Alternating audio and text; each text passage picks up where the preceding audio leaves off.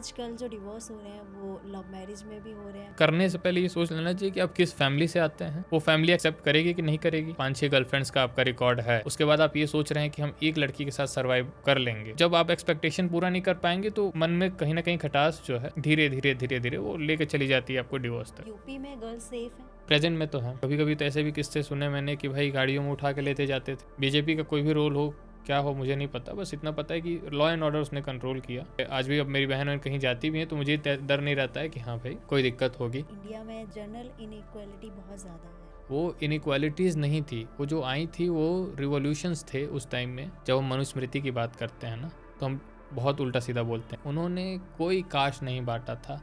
मनुस्मृति ढंग से पढ़ी जाए तो पता चले कि वो डिवीज़न था, वो मेरिट बेस पे। एक्सप्लोर नहीं करते, आप एक्सप्लोर कीजिए, समाज को समझिए, उसके बाद आपको समझ में आएगा कि हाँ भाई इनइक्वालिटीज़ जो हम लेकर चल रहे हैं और अगर वो सही वे में वर्क कर रही हैं तो सोसाइटी बहुत अच्छे से चल सकती है। कास्ट सिस्टम जो है क्या वहाँ पे देखने को मिलता है या सिर्फ इंडिया में ही देखने को मिलता है? हमारे यहाँ कास्ट सिस्टम प्रॉब्लम बनाई गई है नहीं। यूएस में रेसिज्म वाला फैक्टर है।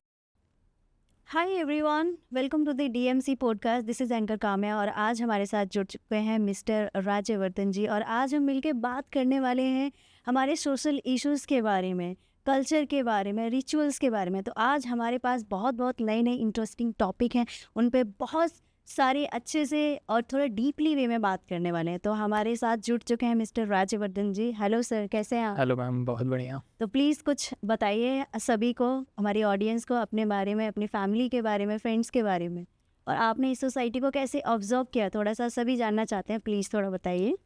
देखिए, सोसाइटी की जो मेरी सोचने की या जितना भी समझ पाया मैं सोसाइटी को, स्टार्टिंग हुई थी व्हेन आई एम क्लास 6।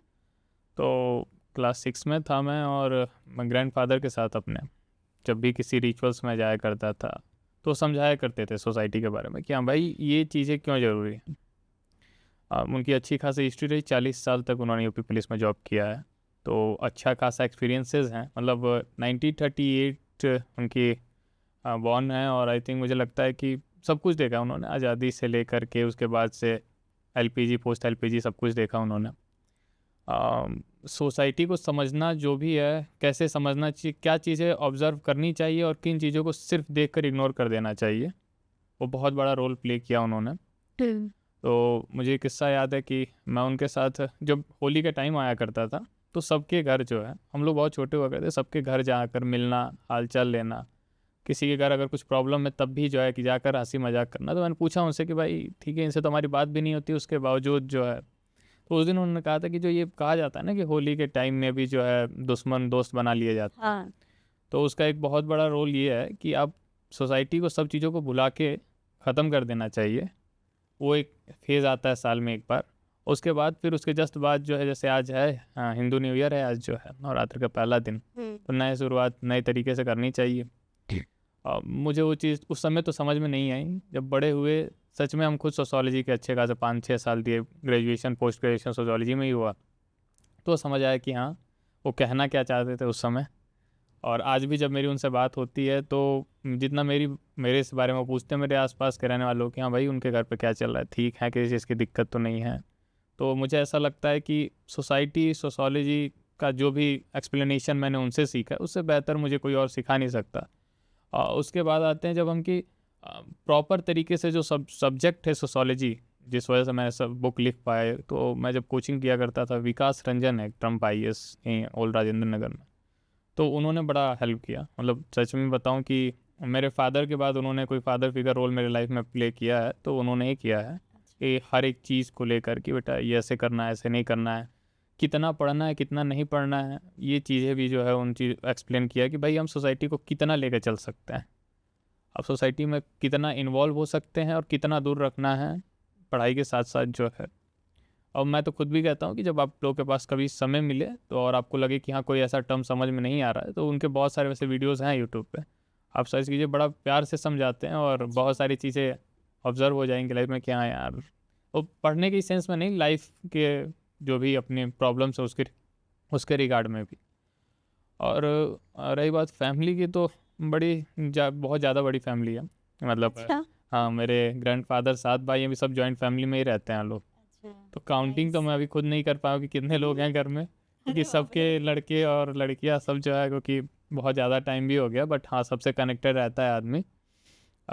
वो जो है सबके साथ रहना, मुझे ऐसा लगता है कि जॉइंट फैमिली बहुत बड़ा रोल प्ले करती है आपकी अपब्रिंगिंग में।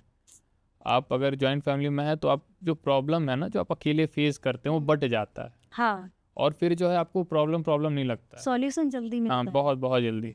मुझे ये याद है कि हम लोग जब छोटे थे तो इस अच्छे मार्क्स नहीं आया करते थे हम लोग, तो घर में कोई एक डांटने वाला था तो एक बचाने वाला भी रहता था कि अच्छा, अरे हाँ, ये डांट भी होता पागल हो तुम, जिंदगी ये थोड़े है, बहुत आगे जी। तो है बहुत सारी चीज़ें हैं।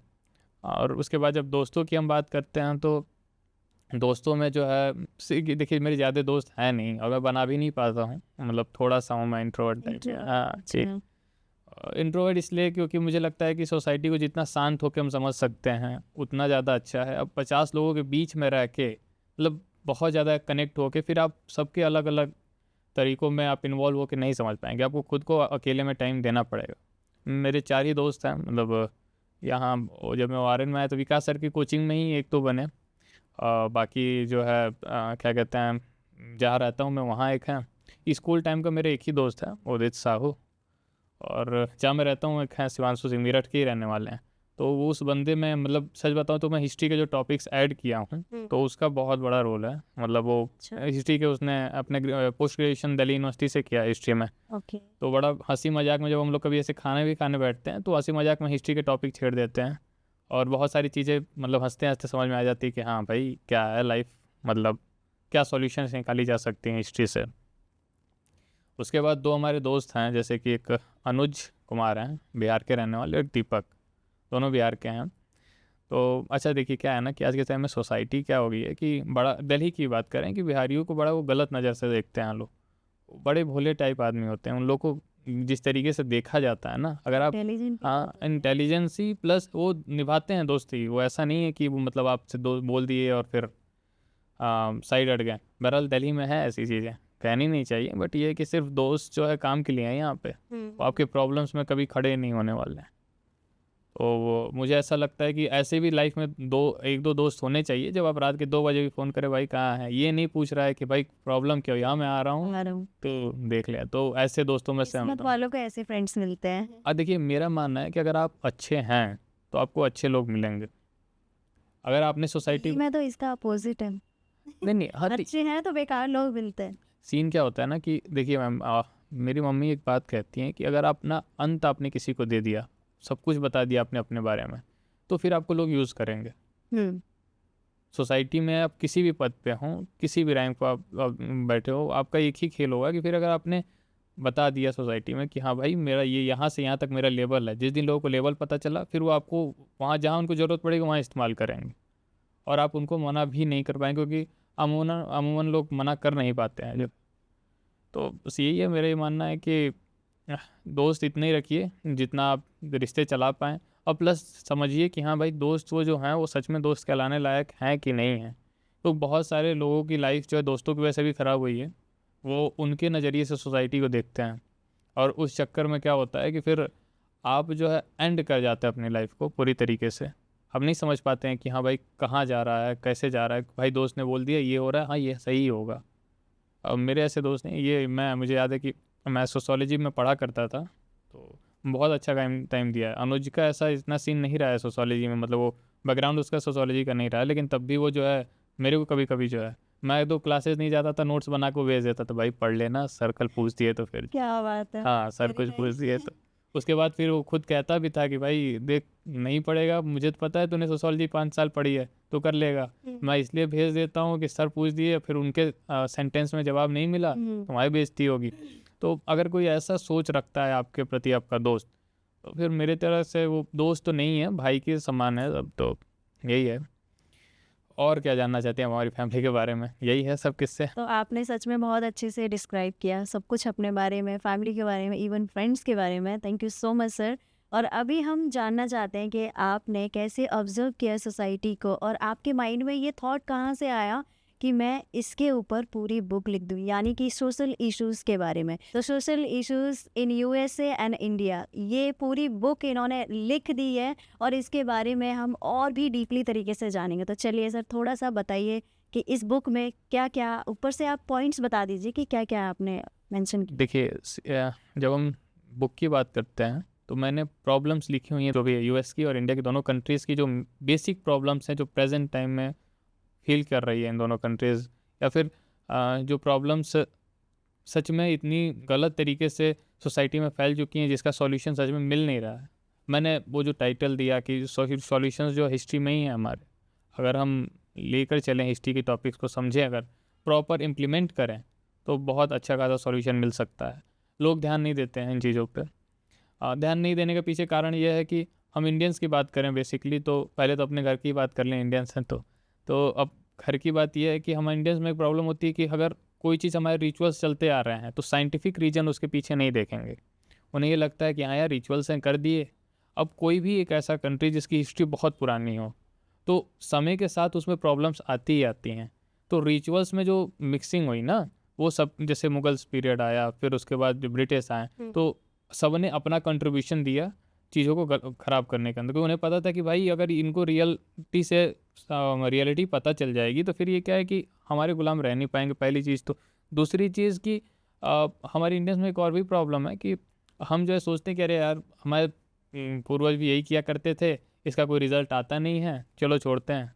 और सॉल्यूशंस हैं, जैसे कि जो हमारी स्टोरीज़ हुआ करती थी, हिस्टोरिकल स्टोरीज़ थी, तो वो स्टोरीज़ इसलिए बनाई गई कि लोग रिमेंबर रख पाएँ। सॉल्यूशंस थे, जैसे मैंने आने वाले चैप्टर्स में जो भी टॉपिक्स दिए हुए हैं, भले वो रेसिज्म के ऊपर हों, LGBTQ के ऊपर हों, सेक्स एजुकेशन के ऊपर हों, साइबर सिक्योरिटीज़ के ऊपर हों, और बाकी मैंने बहुत सारे और भी टॉपिक जैसे क्लाइमेट चेंज हो गए, डिवोर्स सिस्टम हो गया जो प्रेजेंट टाइम में बहुत बड़ा इशू चल रखा है, बहुत ज़्यादा। एलुमनीज और इन सब चीज़ों का जो है। तो ये जो डिवोर्स सिस्टम चल रहा है, और आजकल हम सभी देख रहे हैं कि इंडिया में सबसे ज़्यादा चल रहा है एल्यूमिनीज को लेके, और लोग परेशान भी हैं और इवन इसका सॉल्यूशन भी जानना चाहते हैं। तो प्लीज़ थोड़ा इसके बारे में बताइए। देखिए डिवोर्स का जो सिस्टम है ना, देखिए पहली चीज़ हम लोग ये समझ लें कि हम जो सोसाइटी में रह रहे हैं, ये इसकी कल्चरल जो है बिलोंगिंग कैसे है, क्या है, ये हम सब चीज़ों को अब मॉडर्निटी के चक्कर में इतना ज़्यादा हम इन्वॉल्व हो चुके हैं। अब देखिए वेस्टर्न थॉट को हम लोग लेकर आते हैं इंडिया में कि भाई वहाँ पे डिवोर्स सिस्टम चल रहे थे, हमने भी चालू कर दिया। ब्रिटिश आए, अपना सबका जैसे कि एक्ट में हिंदू मैरिज एक्ट बना 1955 में, तो ये मेन उनका जो केस था वो ये था कि भाई जो डिवोर्स केसेस हैं इस पर जो है कितनी अच्छी हम लोग इनिशिएटिव्स ले सकते हैं, उन्होंने अपना दिया। लेकिन अब क्या हो रहा है कि जो सोसाइटी में डिवोर्स हो रहे हैं उसके पीछे का कारण, मैं सच बता रहा हूँ, पहले कारण है कि वो शादियाँ जो आपके खुद के रिश्तेदारों द्वारा करवाई जा रही हैं। मैं बड़ा क्लियर कट बात कर रहा हूँ, जिनको बुरा लगे वो अलग चीज़। हाँ रिलेटिव्स। हाँ हाँ भाई, जिनको बुरा लगे अलग। पहली क्या है कि पहले जैसे जो रिश्तेदार हैं वो रह नहीं गए हैं। अब क्या हो गया है कि भाई वो आगे कैसे बढ़ रहा है उसे रोकना है, ठीक है। बच्चे की जॉब आई, आपके बुआ फूफा मामा मामी सब लग जाएंगे, शादी करो। हाँ शादी मेरे करो, साथ ऐसा ही हो रहा है। हाँ शादी करो आप जो है। और क्या कहते हैं फिर वो कि हमारे परिचय में है, बहुत अच्छी लड़की है, बहुत अच्छा लड़का है, वो लड़का और लड़की तब तक अच्छे होते हैं जब तक शादी हुई नहीं रहती है। शादी के बाद भैया हम तो एक ही बार मिले थे, हम एक दिन में कैसे आप पता लगा सकते हैं कि हाँ भाई अच्छे थी या। सही बात है। उससे पहले वो उनकी तारीफ़ों के इतने बड़े पुल बांध देते हैं कि इंसान का माइंड जो है। और पेरेंट्स को भी हम गलत इसलिए नहीं कहेंगे कि जब हम पेरेंट्स की बात करते हैं ना, तो पेरेंट्स बेचारे क्या करते हैं कि वो अपने जो दायरा बना हुआ है रिश्तेदारों का, तो उससे वो आगे सोच नहीं पाते क्योंकि उनकी आधी लाइफ जा चुकी होती है। तो उन्हें लगता है कि सब मिलजुल के रहें। और हमारे जो पेरेंट्स हैं वो 90s के टाइम के हैं, ठीक है। तो अब वो सीन क्या होता है कि वो अब जो है ना वो समझ नहीं पा रहे हैं कि इस समय सिचुएशन क्या चल रही है। वो तो अपनी टाइमिंग को लेकर चल रहे हैं, कहीं ना कहीं उनके माइंड में ये चीज़ें रहती हैं। रिश्तेदारों को ये रहता है कि भाई ये आगे नहीं बढ़ना चाहिए, अगर इसने 2-3 साल 4 साल और होल्ड ले लिया और ग्रोथ कर लिया तो फिर तो हमसे आगे चला जाएगा। तो भाई अगर इसका ग्रोथ रोकना है तो पहले तो इसकी शादी कराओ। हाँ, क्योंकि जब आप किसी बंधन में बनते हैं तो रिस्पॉन्सिबिलिटीज आ जाती हैं। एग्जैक्टली। अब जॉब की रिस्पॉन्सिबिलिटी, शादी की रिस्पॉन्सिबिलिटी, उस टाइम इतना ज़्यादा मतलब लाइफ हेल ही कहेंगे, अब हेल हो जाती है भाई कि आप कैसे आप सर्व संभाल सकते हैं। पहले एक चीज़ को आप प्रॉपर सेटल हो जाए लाइफ में, ऑब्जर्व करें कि हाँ भाई अब करने लायक हैं। और मुझे तो ऐसा लगता है मिडिल क्लास फैमिली की अगर हम बात करते हैं तो उन्हें तो पहले क्या करना चाहिए कि अगर आपने जॉब किया है 3-4 साल तक प्रॉपर अपने अर्निंग पर ध्यान दें, सेटल करें खुद को। अगर कुछ प्रॉब्लम्स रही हैं फैमिली में कभी बची हुई हैं तो सबको सेटल कर कर खुद को बढ़िया से सेटल कर लें, उसके बाद शादी के बारे में सोचें। और शादी के बारे में सोचिए तो पहले आप अपने आप को उतना काबिल बनाएं कि हाँ आप लड़की को ऑब्जर्व करना सीख पाएँ हाँ। या लड़के को ऑब्जर्व करना सीख पाए। रिश्तेदारों के चक्कर में कभी नहीं बुरा मानोगे भाई, तुम साल 2 साल 3 साल बुरा मानोगे, नहीं बात करोगे। तुम्हारे बुरा मानने की वजह से हमारी लाइफ अगर अच्छी हो रही है, सेटल हो रही है, तो फिर मानो बुरा, क्योंकि फिर वो आपकी प्रॉब्लम में कब तक खड़े होंगे। उनको तो भाई शादी करके साइड हो गए, आपको झेलना लाइफ लॉन्ग है। तो अगर आपको लाइफ लॉन्ग झेलना है तो आपका पार्टनर ऐसा होना चाहिए कि हाँ जब वो आपके साथ रहे तो आपको ये ना सोचना पड़े कि हाँ भाई अब आगे क्या, अगर कोई प्रॉब्लम भी आती है तो हाँ ये रहे दिमाग में कि वो देख लेगा या देख लेगी, चीज़ें जो हैं सब सॉर्टेड हैं। आपके पास इतनी अर्निंग होनी चाहिए कि लाइफ में प्रॉब्लम कुछ आती भी हैं हेल्थ के रिगार्ड में या किसी भी रिगार्ड में, तो आप इतना कैपेबल हो कि आप चीज़ें ईजिली कर पाएँ।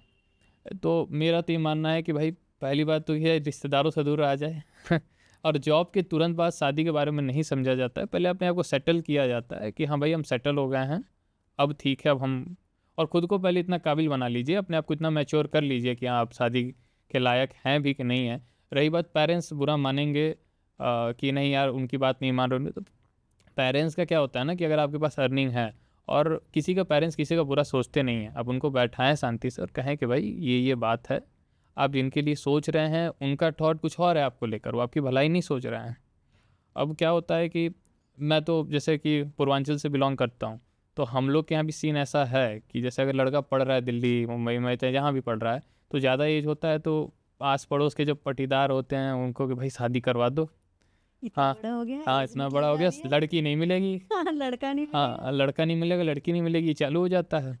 अब जो लड़का दिल्ली में तैयारी कर रहा है, किसी का प्री निकला हुआ है, मीन्स निकला हुआ है, बेचारा अपने आने वाली लाइफ को लेकर पूरी तरह प्रेशर में है, उसके ऊपर शादी का प्रेशर। अब घर से जब फ़ोन आए ये कहने के लिए कि भाई इस साल है तुम्हारे पास, उसके बाद नहीं तो हम शादी कर देंगे। मैं एग्जांपल इसलिए लिया हूँ क्योंकि मेरे आसपास हैं, मेरे बिल्डिंग्स में जहाँ मैं रहता हूँ, कि मेरे कुछ ऐसे दोस्त हैं जो यूपीएससी की उनके अच्छे खासे अटेम्प्ट बचे हुए हैं और मेरे से बहुत सीनियर हैं वो लोग। उसके बाद भी जो है देखता हूँ कि भाई यार इस साल नहीं हुआ, तो घर से फ़ोन आया था शादी करवा देंगे। तो हंसी मजाक में तो हम लोग कह देते ठीक तो है, लेकिन फिर वो कहता है कि यार शादी होने ठीक है, क्या कहते हैं फिर लाइफ जो है ना, लाइफ लॉन्ग गिल्ट में रहूँगा कि मैं जो चाहता था। अब मुझे याद है कि जब मैं कोचिंग कर रहा था तो विकास रंजन सर एक एग्जांपल दिए थे मुझे कि उनके एक स्टूडेंट थे, वो आए हुए थे, किसी कारणवश उनका नहीं हो पाया था इंटरव्यू, तो सर के पास आए और घर जा रहे थे वो अपनी तैयारी छोड़ के। तो सर बोले कि यार लाइफ में जहाँ रहोगे बहुत अच्छा ही रहोगे, ज़्यादा दिक्कत नहीं रहेगी, चीज़ों में इतना तो काबिल हो गए हो कि तो सर उन्होंने कहा कि सर देखिए मुझे पता है पैसे वैसे की तो कभी कोई दिक्कत नहीं आएगी, बस ये कि अगर हो जाता ना तो शादी में अपने मन से करता, और आज नहीं हूँ तो अब शादी जो है घर वालों के मन से करना पड़ेगा। तो ये बहुत बड़ा अच्छा, जो ये तो आपने मुझे बताया कि रिलेटिव्स की वजह से शादी करते हैं, तो ये divorce एक होता एग्जाम्पल है, right? वैसे ये एक एग्जाम्पल है। तो जैसे कि हम सब देख रहे हैं कि आजकल जो डिवोर्स हो रहे हैं वो लव मैरिज में भी हो रहे हैं, हाँ हाँ राइट? हाँ, तो इसका क्या सॉल्यूशन? देखिए सॉल्यूशन नहीं है, पहले तो इस प्रॉब्लम की बात कर लिया जाए हम लोग। हाँ, ये क्यों? प्रॉब्लम। हाँ ये प्रॉब्लम की बात कर लिया जाए।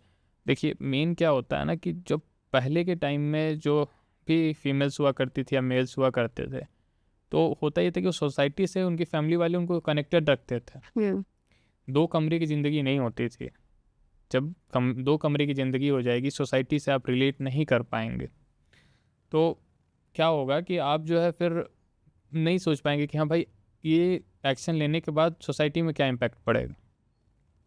सिर्फ हाँ भाई हम खुश होने चाहिए, मुझे इसके साथ एंजॉयमेंट मिल रही नहीं। ये जो हुकअप सिस्टम चालू हुआ ना देश में, तो वो हुकअप सिस्टम की वजह से जो है, देखिए कुछ लोगों के लिए अच्छा होगा, कुछ लोगों के लिए बुरा होगा, ये चीज़ की तो बात की बात है। लेकिन जो आप पहली चीज़ की करने से पहले ये सोच लेना चाहिए कि आप किस फैमिली से आते हैं, वो फैमिली एक्सेप्ट करेगी कि नहीं करेगी, और या फिर उस लड़की या लड़के की फैमिली में जो भी हो कि ये होने के बाद आप क्या सच में इतने कैपेबल होंगे कि आपकी आने वाली जो पार्टनर होगी उसके साथ आप लाइफ लॉन्ग सर्वाइव कर पाएंगे। अगर आपने रखा हुआ है 5-6 गर्लफ्रेंड्स का आपका रिकॉर्ड है, उसके बाद आप ये सोच रहे हैं कि हम एक लड़की के साथ सर्वाइव कर लेंगे, तो मतलब मुझे ऐसा नहीं लगता कि ये पॉसिबल है आज के टाइम में, या फिर कभी भी अगर ये चीज़ अगर अभी हुई होंगी किसी के साथ तो मुझे नहीं लगता कि अगर वो कर पाएगा तो फिर वो बहुत अच्छी चीज़ है भाई। लेकिन मैं और अगर रखा भी होगा तो फिर साइड में उसका अपना जो भी चल रहा होगा। तो जब ये होता है कि जब आप बहुत सारे रिलेशंस में रहते हैं ना, तो किसी एक के साथ आप सर्वाइव कर नहीं पाते हैं साल 2 साल। अब लड़का हो या लड़की, शादी के बाद क्या होगा कि फिर अगर उसके नीड्स पूरे नहीं होंगे अलग अलग टाइप के जो होते हैं, तो फिर क्या होगा कि वो डिवोर्स तक ही मामला जाता है। छोटी छोटी बातों पे विवाद होंगे, चीज़ें होंगी। और डिवोर्स का एक सबसे बड़ा कारण ये भी है ना कि लड़के जो हैं क्या कहते हैं कि शादी से पहले इतनी कहानियाँ बना देते हैं ना कि मेरे पास ये है, इस फैमिली से बिलोंग करता हूँ, उस फैमिली से बिलोंग करता हूँ। अब वो जो बच्चियाँ आती हैं उनका तो एक्सपेक्टेशंस हाई हो जाता है ना कि हाँ भाई इन्होंने तो ये कहा था, आने के बाद पता चला कि यहाँ तो कुछ नहीं है भाई, यहाँ कुछ नहीं है। अब जब आप एक्सपेक्टेशन पूरा नहीं कर पाएंगे तो मन में कहीं ना कहीं खटास जो है धीरे धीरे धीरे धीरे वो लेके चली जाती है आपको डिवोर्स तक। मम्मी लोग का, हम लोग का सीन सही था कि अगर कुछ नहीं भी है तो सरवाइव कर लेती थी वो हाँ। लोग। एडजस्ट करना बहुत अच्छे से आता था। आज के समय में एडजस्ट करना पॉसिबल बिल्कुल नहीं है, क्योंकि सब अब कैपेबल हो जाते हैं। और एक चीज़ और है कि मैं ये मानूंगा कि यार पहले तो लड़कियों को एजुकेशन पर बहुत ज़्यादा ध्यान देना चाहिए, बहुत ज़्यादा ध्यान देना चाहिए। इसलिए कि अगर आप एजुकेटेड रहेंगे, आपके पास खुद की अर्निंग रहेगी, तो आपको किसी पर डिपेंडेंट नहीं रहना पड़ेगा। मेरी एक प्रोफेसर थी, वो हमसे बड़ी प्यारी एक बात बोली कि राजवर्धन एक बात पता है, तुम यार अपनी बहन को पढ़ाना बहुत। हम कहा मैम मेरी पूरी फैमिली पढ़ी लिखी है, उसमें कोई दिक्कत नहीं। तो उनका कहने का तरीका कुछ ऐसे था कि अगर कल वो फ़ोन करे तुम्हारे पास ना कि भैया मुझे ये प्रॉब्लम है, तुम एक बार कहोगे, दो बार कहोगे, तुम फिर बाद में तुम खुद अपने लाइफ में इतना बिजी रहोगे ना कि समय दे नहीं पाओगे। वो खुद कैपेबल रहेगी ना, तो ना वो तुम्हें परेशान करेगी सही बात है। और ना सामने वाला उसका जो पार्टनर है उससे बदतमीजी करने की हिम्मत करेगा, क्योंकि उसे उसकी अर्निंग पे तो है नहीं। तो भाई आपको पढ़ना पड़ेगा। अगर आपको सच में जो इक्वालिटी की बात की जाती है ना, तो आपको अगर इक्वल होना है ये जो सोसाइटी में, आपको अपने आप को एजुकेटेड करना पड़ेगा। बिना एजुकेशन का आप इक्वालिटी की बात करें तो फिर, और पेरेंट्स को भी सोचना चाहिए, मुझे ऐसा लगता है कि अगर आप किसी रिश्तेदार के कहने में या किसी सोसाइटल प्रेशर में आकर उन बच्चों पे आप प्रेशर देते हैं कि हाँ भाई कर लो शादी, एज हो गई है, तो मुझे ऐसा लगता है ये गलत है। अगर आप साथ नहीं देंगे, आप जिन्होंने जन्म दिया, सब कुछ समझाया, सब कुछ संभाला, अगर वो साथ नहीं देंगे, वो ये कह दें कि भाई शादी कर लो, शादी कर लो, सोसाइटल प्रेशर अलग चीज़ है।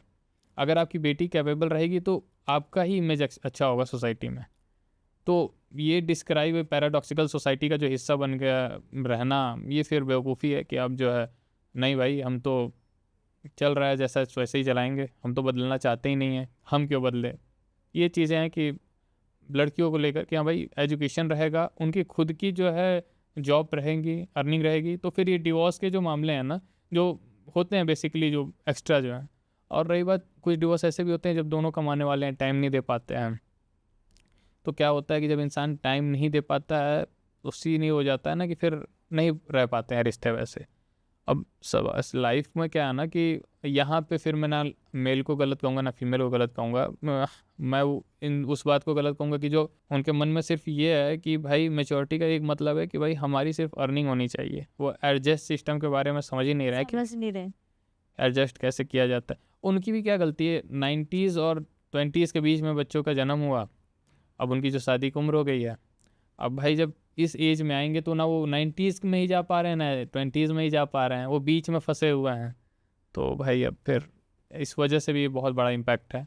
सॉल्यूशन की बात करूँ तो मैं सच में जो ऑब्ज़र्व किया, वैसे तो बहुत सारे पॉइंट्स मैंने लिख रखे हैं जो रिलेट करते हैं कि क्या सॉल्व किए जा सकते हैं, उपनिषदों से लेकर बाकी चीज़ों पे भी। बट मैं एक एग्जांपल दूंगा कि जॉइंट फैमिली का जो कल्चर था, जब तक ये अर्बनाइजेशन नहीं आया सोसाइटी में, तो जॉइंट फैमिली का जो कल्चर था, जॉइंट फैमिली में होता ये था कि कोई भी न्यू पर्सन आया फैमिली में तो बाकियों का एक रोल होता था कि उसको पहले अपने घर के बारे में एक्सप्लेन करते हैं, समझाते हैं कैसे रहना है, क्या रहना है, कैसे एडजस्ट करना है। तो उस वजह से लड़की जो है या लड़का जो भी है समझ जाते थे। अब जॉइंट फैमिली की किससे रहे नहीं, तो क्या होता है कि उसके पास समझाने वाला कोई नहीं होता। तो गलती उसकी तो है नहीं कि वो आपको समझ नहीं पा रही है कि आप क्या चाहते हैं क्या नहीं चाहते हैं। आपने तो हज़ारों सपने दिखा रखे थे, तो उसने तो वो सपने देख के आई है, ठीक है, या फिर उसके पेरेंट्स ने भेज दिए कि बेटा अच्छा लड़का है, अर्निंग अच्छी है, तो कर लो, फिर सब सही रहेगा। अब देखिए सबकी अपनी एक सपने होते हैं, जब पूरे नहीं होते तो वैसे ही फ्रस्ट्रेटेड होकर आया रहता है। और जब फ्रस्ट्रेटेड होकर आया इंसान के ऊपर और ज़्यादा प्रेशर दोगे तो फिर वो बस्ट वाली सीन हो जाती है। तो ये है कि सोल्यूशन की, जब आप जॉइंट फैमिली को कल्चर को, मुझे ऐसा लगता है कि अभी भी आपके पास समय नहीं है, वैकेशंस में ही जाकर आप रहें अपने फैमिली वालों के साथ। विलेज लाइफ जो बेसिकली फैमिली को टाइम देना भी बहुत बहुत बहुत शादी इम्पोर्टेंट के है, बाद। बहुत बहुत बहुत। अगर आप दोनों का, ऐसा नहीं सिर्फ मेल का, ये फीमेल मेल, अगर आप दोनों जॉब में हैं तो आप टाइम दीजिए खुद को, कुछ अपने एक विश लिस्ट रखिए कि भाई हमें साल में ये चीज़ें करनी है। चलिए, ये तो हमने डिवोर्स के ऊपर बात कर ली, लेकिन अभी जैसा हम सब देख रहे हैं आज के जनरेशन में लोग लिव इन रिलेशनशिप में बहुत रह रहे हैं, राइट? तो वो शादी से पहले लिविंग रिलेशनशिप स्टार्ट करते हैं, और ये आई थिंक हम जो लिविंग रिलेशनशिप का जो सिस्टम चल गया है, ये आई थिंक यूएस से यानी कि बाहर से वेस्टर्न लोगों ने सोचा है और देखा है, देन उसकी वजह से हमारे इंडिया में भी बहुत ज़्यादा फैल चुका है, राइट? देखिए, लिविंग रिलेशनशिप की जो है ना, क्या होता है कि अब मैं हिस्ट्री की जब मैं बात करूँगा ना, तो हमारे एक सर हैं प्रवीण दीक्षित, बाजीराम में ही पढ़ाते हैं, हिस्ट्री के टीचर हैं। मतलब वो टीचर क्या बहुत मस्त इंसान है। आप जब कभी उनसे मिलें, कभी आपको टाइम मिले, आप उनसे मिले, वो सच में इतने मतलब है कि लाइफ को इतने ईजी कर देते हैं ना, हंसते हंसते हिस्ट्री को एक्सप्लेन करते हुए।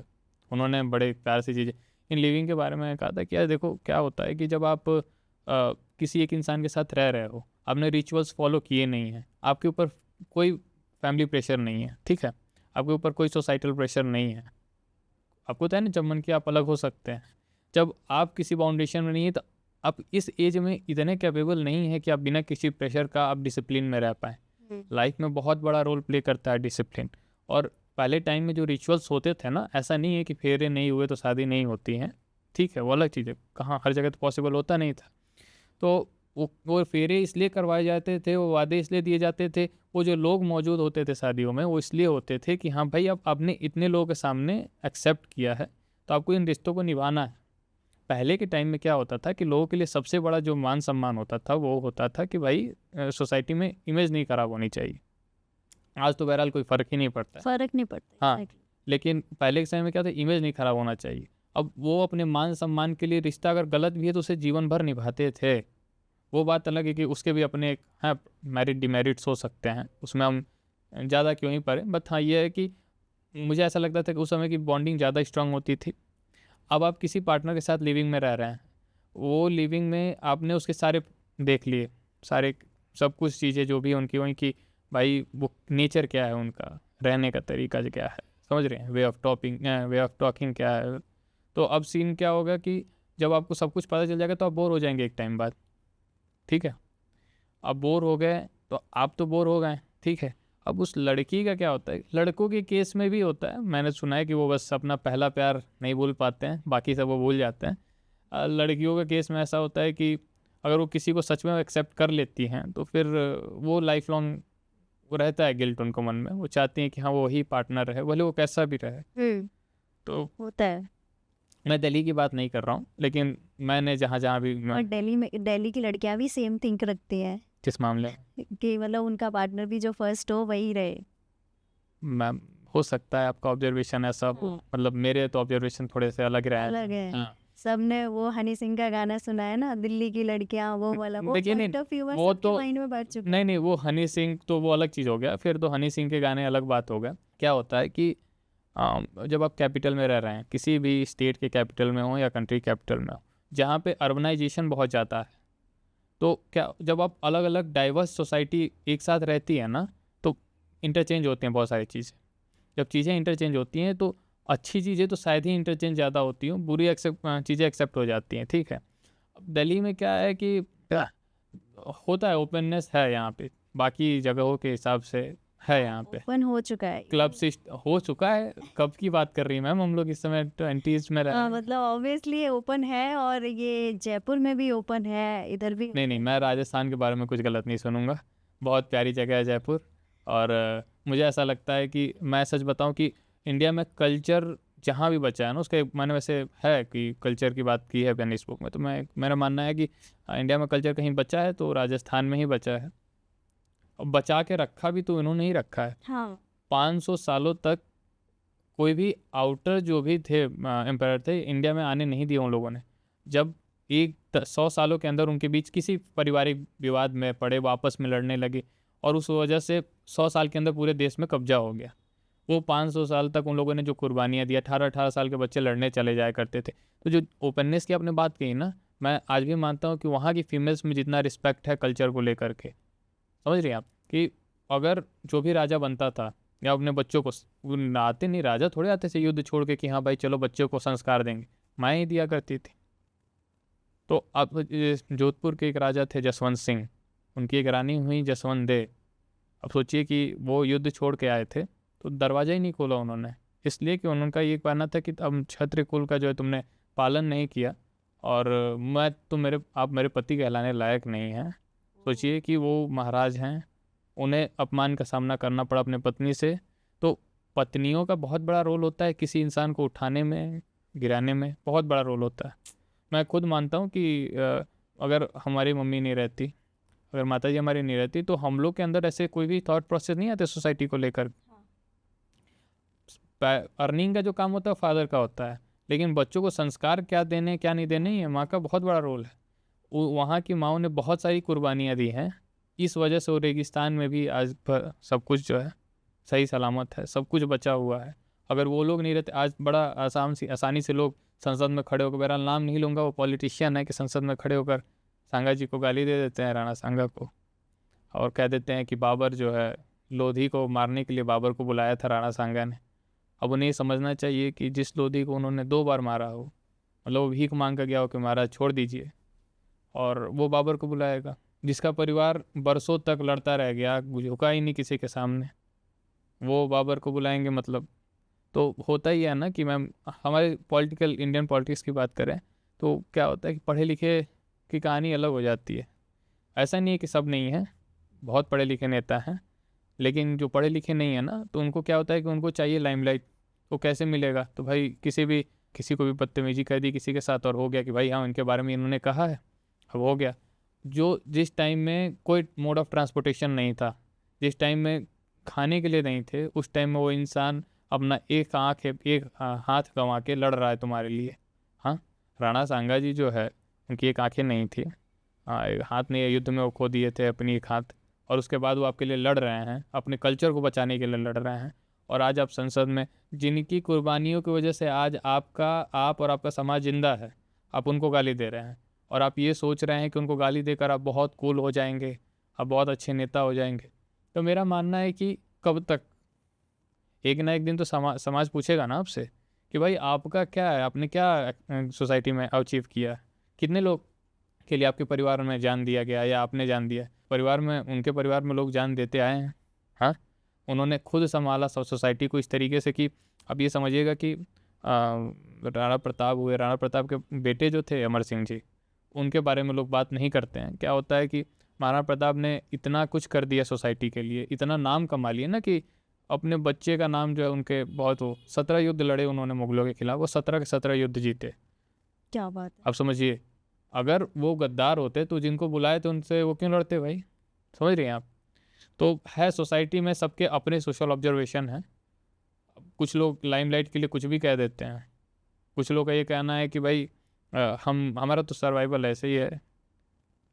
देखिए क्या होता है ना कि जो ये कहा जाता है ना कि फिल्मों ने, जो हमारी इंडियन फिल्म्स हैं, बॉलीवुड की फिल्म्स हैं, तो उनका ये है कि भाई ठाकुरों को ऐसे दिखा देना है कि क्या कहते हैं, वो विलन ही हैं।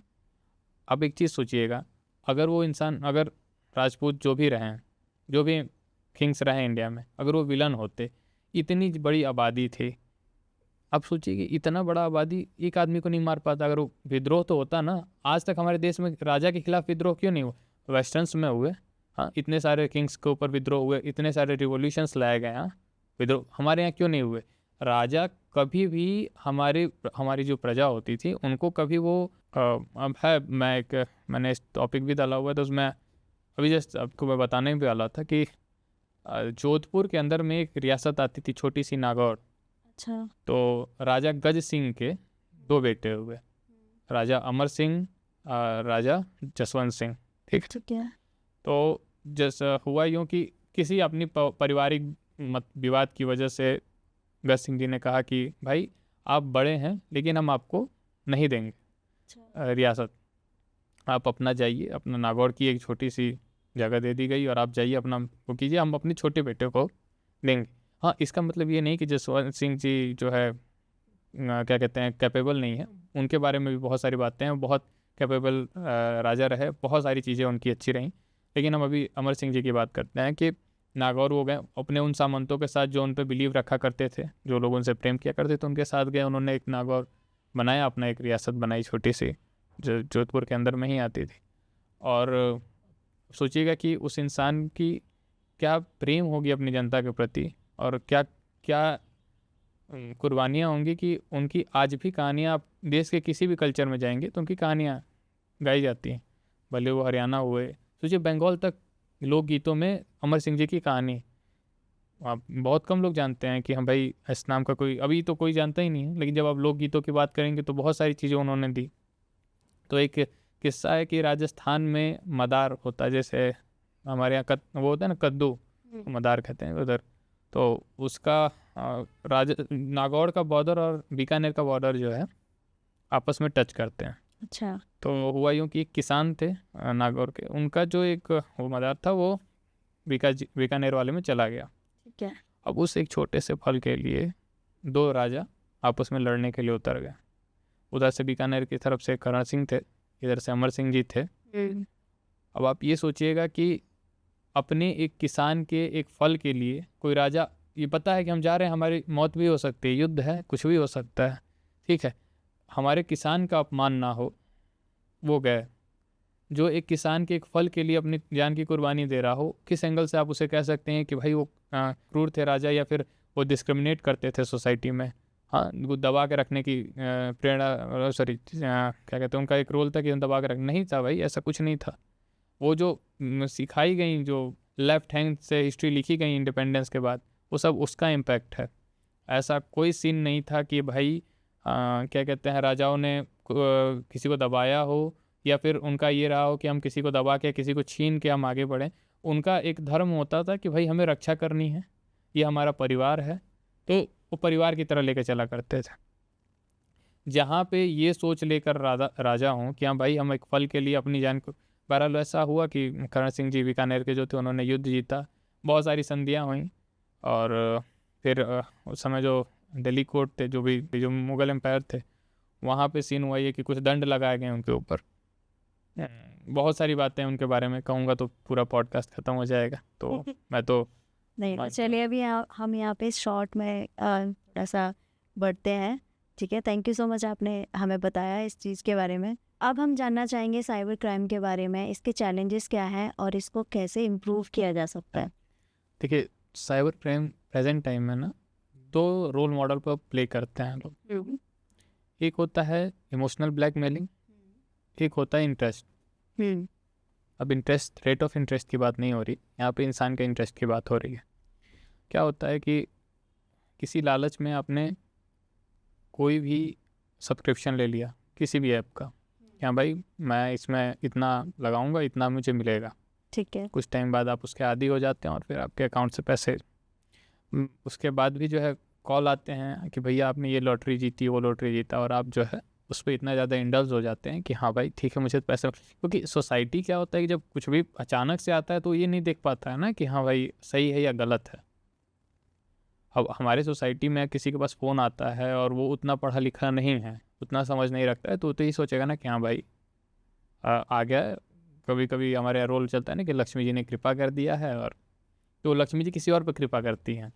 वो जो है इंसान अपनी लक्ष्मी किसी और को भेज देता है, तो ऐसा सीन होता है। तो हाँ देखिए, इन दो मॉडलों पे क्या है कि अब सोसाइटी को ये समझना पड़ेगा कि हम जो भी काम करने जा रहे हैं, आज आपके हाथ में फ़ोन है, टेक्नोलॉजी है, वो कितने हद तक यूज़ करनी चाहिए अगर आपको नहीं पता है तो फिर आप हैं किसी प्रॉब्लम में। इसलिए क्योंकि आप कितनी जगह से हैक हो चुके हैं और कितने जगह हैक होने वाले हैं आपको भी नहीं पता चलेगा। एक टाइम के बाद जब आपके सारे डेटाज लीक हो जाएंगे, कोई और आपको कमांड करेगा एट ए टाइम, फिर क्या होगा चीज़ें कि आप जो है सोसाइटी को सिर्फ ये कह सकते हैं कि भाई हम पुलिस स्टेशन तो गए थे, हमें ये प्रॉब्लम हो गई और जो है सॉल्यूशन नहीं मिल रहा है। तो भाई सॉल्यूशन तब मिलेगा जब आप खुद प्रॉब्लम को टैकल करना सीखेंगे छोटी छोटी चीज़ों में। क्योंकि हमारी जो पुलिसिंग है, ऐसा नहीं है कि जो कही जाती है ना कि ये दिक्कत नहीं है, भाई उनके जो स्ट्रेंथ है ना बहुत कम है। आबादी हमारे यहाँ इतना ज़्यादा है, अब इतने स्ट्रेंथ में कितने लोगों को ढूंढेगी। यहाँ अनएम्प्लॉयमेंट जो होता है वो बहुत बड़ा, अगर आप एम्प्लॉयड नहीं हैं, आपका यूथ एम्प्लॉयड नहीं है, तो जो सुनते हैं कि मतलब फिर उनके दिमाग में हज़ारों शैतानियाँ आएंगी। तो खाली दिमाग जो है शैतान का घर होता है, वाला सीन है कि फिर वो ये करें वो करें, क्योंकि किसी को भी तो अपने सर्वाइवल के लिए पैसे चाहिए, तो किसी न किसी रूप से लेके आ रहे हैं। उसके पीछे का एक और भी कारण मेरा मानना है कि जो मैंने अभी पहले भी कहा कि जो 2 कमरे की ज़िंदगी है, एथिकली जो है सोसाइटी के बारे में नहीं सोच पा रहा है इंसान। जब हम एथिकली सोचेंगे, लोगों की प्रॉब्लम्स को समझेंगे कि हाँ भाई सामने वाला कैसे कैसे करके पैसा आया होगा, समझ रही हैं? तो आप ये समझा नहीं सकती किसी को, कितना भी आप कोशिश कर लें, आप किसी इंसान को ये नहीं समझा सकती कि हाँ भाई हमारे पास पैसे जो आए हैं या किसी के पास भी आए हैं उसे हमें गलत है लेना नहीं। क्योंकि एक ये हो गया कि पैसे आने चाहिए, भले वो गलत तरीके से आए सही तरीके से आए। तो जब आप ये नहीं कर सकती हैं तो इनिशिएटिव्स जो हैं गवर्नमेंट को ही लेने पड़ेंगे। साइबर क्राइम सेल बना है, लेकिन कितनी जल्दी रिजल्ट आ पाता है? नहीं आ पाता। आप अगर ऑनलाइन एफआईआर भी दर्ज करती हैं तो ऑनलाइन एफआईआर दर्ज करने के मुझे ऐसा लगता है कि महीनों 2 महीनों बीत जाते हैं, एक अपडेट तक नहीं, सिंगल मैसेज भी नहीं आता है कि हाँ भाई यहाँ तक प्रॉब्लम पहुँची है। एग्जैक्टली। तो मुझे मतलब मेरे साथ खुद एक किस्सा हुआ था कि मैं दिल्ली की बात है कि मैं एटीएम गया, पेमेंट निकाला और मैं घर आके सो गया था। ऑलमोस्ट जितने भी अकाउंट में मेरे पैसे थे 1,50,000 ऐसे समथिंग था, वो चला गया। मैं उठा, जब शाम को देख रहा हूँ, कॉल कर रहा हूँ पंजाबी बाग जो भी साइबर सेल का ऑफिस है वहाँ, कॉल करके कि भाई ऐसा ऐसा सीन है। हाँ सर, कंप्लेन रेज कर दिए हैं, आपको अपडेट मिलता रहेगा। मुझे 1-1.5 साल हो गया, अभी तक कोई अपडेट आया नहीं है। ओह गॉड। तो आप ये समझिए कि क्या कहते हैं, अब कब तक। और कुछ लोग तो गवर्नमेंट सर्विस में भी हैं जो काम नहीं करना चाहते हैं। हाँ। वो उनको बस ये कंप्लेन लिख लिए, ठीक है, उनके पास आप जाएंगे तो इस तरीके से बात करेंगे। रूड। तो गवर्नमेंट को ये सोचना चाहिए कि सर्विस देना बड़ी चीज़ नहीं है कि हमने सर्विस दे दिया, वो काम सही से कर रहा है कि नहीं कर रहा है, आपको उस पर जो है वर्क करना चाहिए, प्रॉपर वर्क होना चाहिए। एग्जैक्टली। अब साइबर सिक्योरिटीज़ सिर्फ यहीं तक इम्पैक्ट नहीं डाल रही हैं। क्या हो रहा है कि आज के टाइम में सबके हाथ में फ़ोन है, कैमरे हैं फ़ोन में, हाँ। प्रॉपर हैक हो जाते हैं। तो मैं तो उन फीमेल्स से बात कहूँगा कि भाई अगर आप किसी के साथ कोई भी है आपके रिश्ते, वीडियो कॉल पे बात कर रहे हो, कुछ भी बात कर रहे हो, तो आपको अपनी हद पता होनी चाहिए। हाँ। लड़कियों को अपनी हद पता होनी चाहिए कि हाँ भाई हम जो है जो भी यूज़ कर रहे हैं, सामने वाले से बात कर रहे हैं, तो हमारी एक लिमिटेशन है। अगर वो लिमिटेशन मैंने क्रॉस की तो अभी भी और आने वाले टाइम में भी वो बंदा भी आपको यूज़ कर सकता है, और आने वाले टाइम में भी उससे आप बहुत बड़ी प्रॉब्लम में आ सकती हैं। समझ रही हैं आप? तो मुझे ऐसा लगता है, मुझे इसका एक एग्जांपल है कि हमारी बाजीराम कोचिंग में एक लड़की थी, राधिका, ये दिल्ली की, और मैं लिटरली मैं बहुत इम्प्रेस था उसकी इन हरकतों की वजह से कि वो उसे पता था कि उसके लिमिटेशंस क्या हैं। कोचिंग में बहुत सारे लड़के उसके पीछे पड़े, लेकिन उसका था कि टाइम पे कोचिंग आना, पढ़ना और अपने घर। कोई इफ़ बट वाली कहानी नहीं थी कि हाँ भाई हम आए हैं तो हम दोस्त बना लें, कुछ नहीं। 1 से 2 दोस्त थे उसके, मतलब हमारे जस्ट आगे ही बैठा करती थी। मैं देखता था कि वो आई, अगर खाली है, क्लासेस नहीं है, टीचर नहीं आया हुआ, तो नोवेल पढ़ रही है अपनी, वो नोवेल पढ़ के क्लासेस की, उसके बाद चले जाना। तो ये भी बहुत अच्छी लाइफ होती है। हाँ हाँ। और इनफैक्ट मुझे आज भी कि मतलब अब हमारी तो उतनी बातें नहीं होती हैं, बट मुझे जब भी अपने दोस्तों से बात चलता है तो ये कि हाँ भाई लाइफ है सही, उसकी तैयारी सही चल रही है, 1-2 साल में अच्छी जॉब पे होगी वो। तो मुझे ऐसा लगता है कि हाँ भाई अगर आप नहीं रह सकते उन चीज़ों के बिना, आपको बॉयफ्रेंड चाहिए ही चाहिए, तो फिर आपको अपने लिमिटेशन सेट करनी पड़ेंगी। और आपको लगता है कि आप जो है रह सकते हो, तो आप किसी और चीज़ में इंडल्ज कर लो, स्टोरीज़ पढ़ने में, रिसर्च करने में, किसी चीज़ में इंडल्ज कर लो। जब आप बिज़ी रहोगे तो आपको टाइम ही नहीं मिलेगा इन चीज़ों में इन्वॉल्व होने का। और रही तो अगर आप खाली हो, आपको मॉडर्न सोसाइटी का हिस्सा बनना है, क्योंकि सोसाइटी में तो ये है ना कि भाई बिना गर्लफ्रेंड की सोसाइटी मॉडर्न नहीं है। तो चलिए, अब लड़कियों का टॉपिक छिड़ चुका है, थोड़ा सा हम वुमेन सेफ्टी के बारे में बात कर लेते ठीक है। वुमेन सेफ्टी क्या जो सोशल इशू है वो सबसे ज़्यादा वुमेन सेफ्टी को लेके जहाँ पे इंडिया में सबसे ज़्यादा आ चुका है, राइट? जैसे हम देख रहे हैं रेट्स हैं बहुत ज़्यादा फैल रहा है। तो थोड़ा सा कंपैरिजन करते हैं यूएसए से और इंडिया के वुमेन सेफ्टी को लेके क्या क्या थोड़ा। देखिए, पहली बात तो ये कि अगर ये सोचा जा रहा है कि यूएस बहुत अच्छा है, इंडिया बहुत बुरा है, तो भाई फिर यहाँ हमें तो सभी मानते हैं। नहीं, फिर रुकने की ज़रूरत है।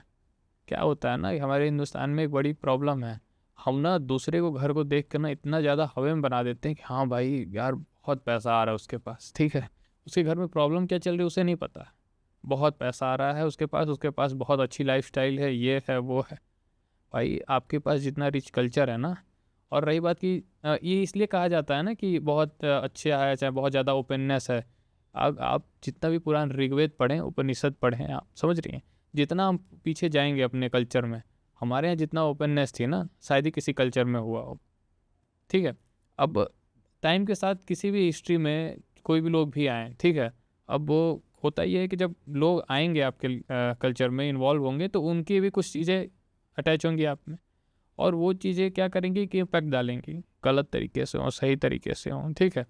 अब होता यह है कि आप जब इतनी सारी पुरानी कल्चर को लेकर चल रहे हैं, डाइवर्स सोसाइटी है आपकी, अब इस सोसाइटी में ओपननेस रह नहीं जाता है, क्योंकि कुछ सेफ्टी चाहिए। उस टाइम के लोगों को जो भी प्रॉब्लम्स का सॉल्यूशन मिला होगा उन्होंने डाला, भले वो रात में शादी का सॉल्यूशन हो, पर शादी दिन में होती है, रात में होती नहीं है। वो रात में होने का पीछे कारण ये था कि उस समय होता था कि थे लोग थोड़ा सा डाकुओं को ज़्यादा हुआ करते थे, और प्लस 2-3 और भी केसेस थे जो कहना सही है नहीं, वो थोड़ा कम्युनिटी वाला सीन हो जाता है। तो वो चीज़ें थी कि मतलब उस वजह से जो है रात में किया जाने लगा, बट उसका कोई रोल जो है उस समय के जो भी हुए होंगे, मुझे जितना मैं समझ पा रहा हूँ, उन्होंने सॉल्यूशन निकाला होगा, इम्प्लीमेंट किया होगा, रिजल्ट्स मिल रहे होंगे, सही से चल रहा होगा।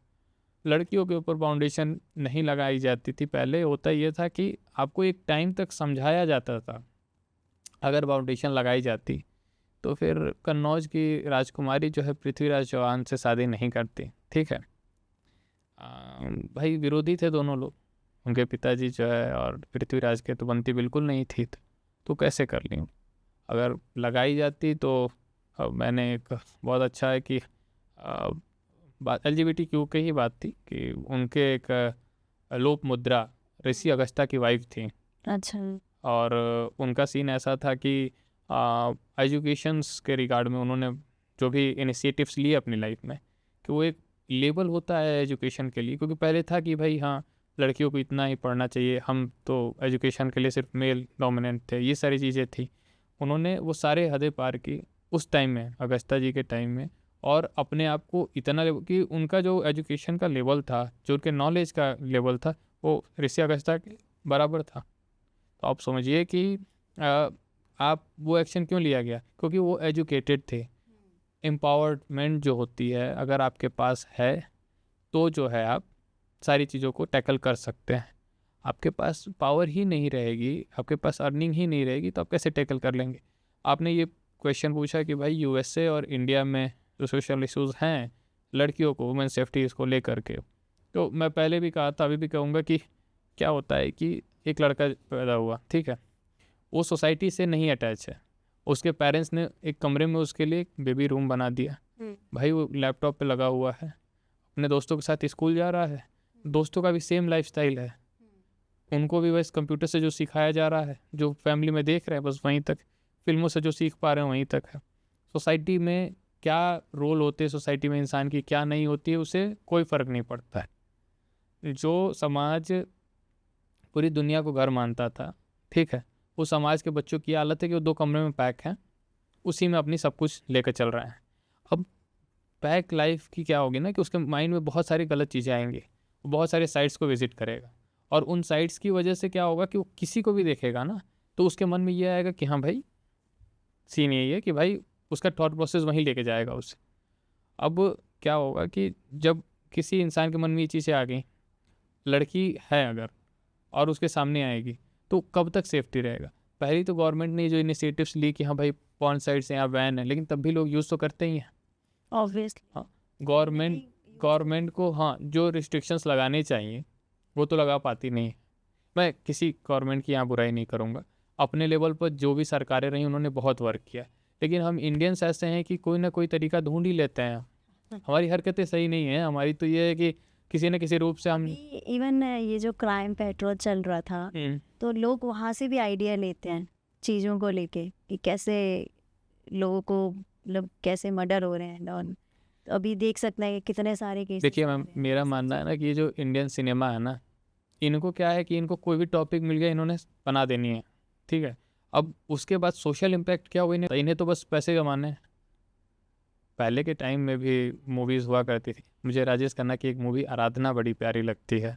उन्होंने समाज में, देखिए पहले की जो मूवीज़ होती थी ना, तो उनका एक रोल होता था कि समाज में किसका कितना इम्पैक्ट होना चाहिए, कि जिसमें जो फादर के रोल कर रहे हैं उनकी क्या एक लेवल है कि हाँ भाई आप यहीं तक हैं, ये लेवल बात करने का लेवल इससे क्रॉस नहीं करेंगे आप अगर प्रेम भी कर रहे हैं तो प्रेम का भी एक अलग इनिशिएटिव्स थे कि हाँ भाई प्रेम भी आप इसी तरीके से किए जा सकते हैं कि समाज में इम्पैक्ट ना पड़े। लेकिन आज ओपननेस और वेस्टर्न कल्चर को एक्सेप्ट करते करते इतना एक्सेप्ट कर चुके हैं ये लोग कि नहीं पता है कि जो आप कर रहे हैं उसको हज़ारों लाखों लोग देखेंगे, करोड़ों लोग देखेंगे, उनमें से एक के भी माइंड में ये चीज़ आ गई तो वो तो फिर सोसाइटी पे इम्पैक्ट पड़ा ना। बिल्कुल। तो गवर्नमेंट को ना टैक्स कमाने के साथ साथ थोड़ा सा ध्यान देना चाहिए। बहरहाल अब कर रही है अब कर रही है, मैं भाई ज़्यादा नहीं बोलूँगा। सरकार हाँ, सरकार जो है इस समय जो है एक्शन के मूड में रहती है, और वो तो दिल्ली में ही बन गई सरकार जो है। तो रेखा जी आजकल ज़्यादा ही एक्शन में रहती हैं, जो हमारी मुख्यमंत्री हैं। बिल्कुल। तो हमारे एक मित्र हैं, उन्होंने कहा कि भाई रेखा जी जो हैं बहुत मूड में रहती हैं, भाई बच के रहना है कोई भी बात। अच्छा, तो हम कहें कि बच के रहना इन द सेंस कह रहा है कि भाई बहुत एक्शन में है। हम कहें कि हम यूपी से आते हैं यार, और 2017 से पहले जो कहानियाँ थी, अखिलेश जी ने भी अपनी सरकार बहुत अच्छे से चलाई थी। बस ये था कि थोड़ा सा लॉ एंड ऑर्डर जो चीज़ें होनी चाहिए थी वो ठीक है जो। टक जाते हैं लोग, हाँ, है ना। क्या होता है कि जब आप, होता ही है ना मैम, कि जब आप किसी भी सोसाइटी में रह रहे हो, आपको पावर नीचे से ऊपर उठते हुए आती है, तो समझ जाते हैं कि आप छोटे लेवल पे भी वर्क किए हुए हैं। अब आपको अपने पिताजी की बनी हुई रियासत मिल जाए तो थोड़ा सा, अब बहरहाल अब मैच्योरिटी बहुत आ गई है उनमें, बहुत सारी चीज़ों को समझ रहे हैं। और बस ये है कि जो राणा सांगा के बारे में उनके सांसद जी ने बोला उस पर वो क्यों नहीं समझ में, क्योंकि वो खुद एक राजपूत परिवार के दामाद हैं। उन्हें थोड़ा सा एक्शन तो इस पर लेना चाहिए था कि हाँ भाई, मतलब भाई क्यों बोल दिए तुम। मेरे दादाजी ने फ़ोन किया, मुझे कहा उन्होंने कि सच बता रहा हूँ बादल, मैं अगर रहता, हम कहें तो भले जेल जाता, लेकिन हम कहें नहीं आगे मत बोलिए, रहने दीजिए आप जो है रहने दीजिए, लॉ एंड ऑर्डर है देश में। हाँ, सही बात है। हाँ, तो रेखा जी की ये बात थी कि कहा उसने कि भाई बहुत एक्शन, कहें यूपी से हम आते हैं और हमारे यहाँ तो एक्शन का ये सीन है कि आप गलत बोलिए, दूसरे दिन छत नहीं रहेगी आपके पास।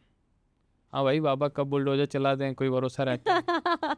तो बैन हो गया बुलडोजर भी। भाई देखिए क्या होता है ना कि वो ऐसे इंसान हैं कि उनके लिए कुछ बैन होने का कोई ना कोई इनिशिएटिव्स लेके आ जाएंगे। हाँ, ये भी है। तो ये है कि हाँ, लेकिन ये चाहिए कि यूपी में जो लॉ एंड ऑर्डर पहले से इम्प्रूव हुआ है उसका बहुत बड़ा रोल है, और यूपी जैसे राज्य के लिए वही इंसान चाहिए। वो ऐसा राज्य कि आप वहाँ जो चीज़ मना करेंगे कि नहीं करना वही करते हैं सब। अब कहे भैया ये चीज़ गलत है, हम करेंगे, यही करेंगे, कैसे गलत है। और वहाँ हर घर में नेता है।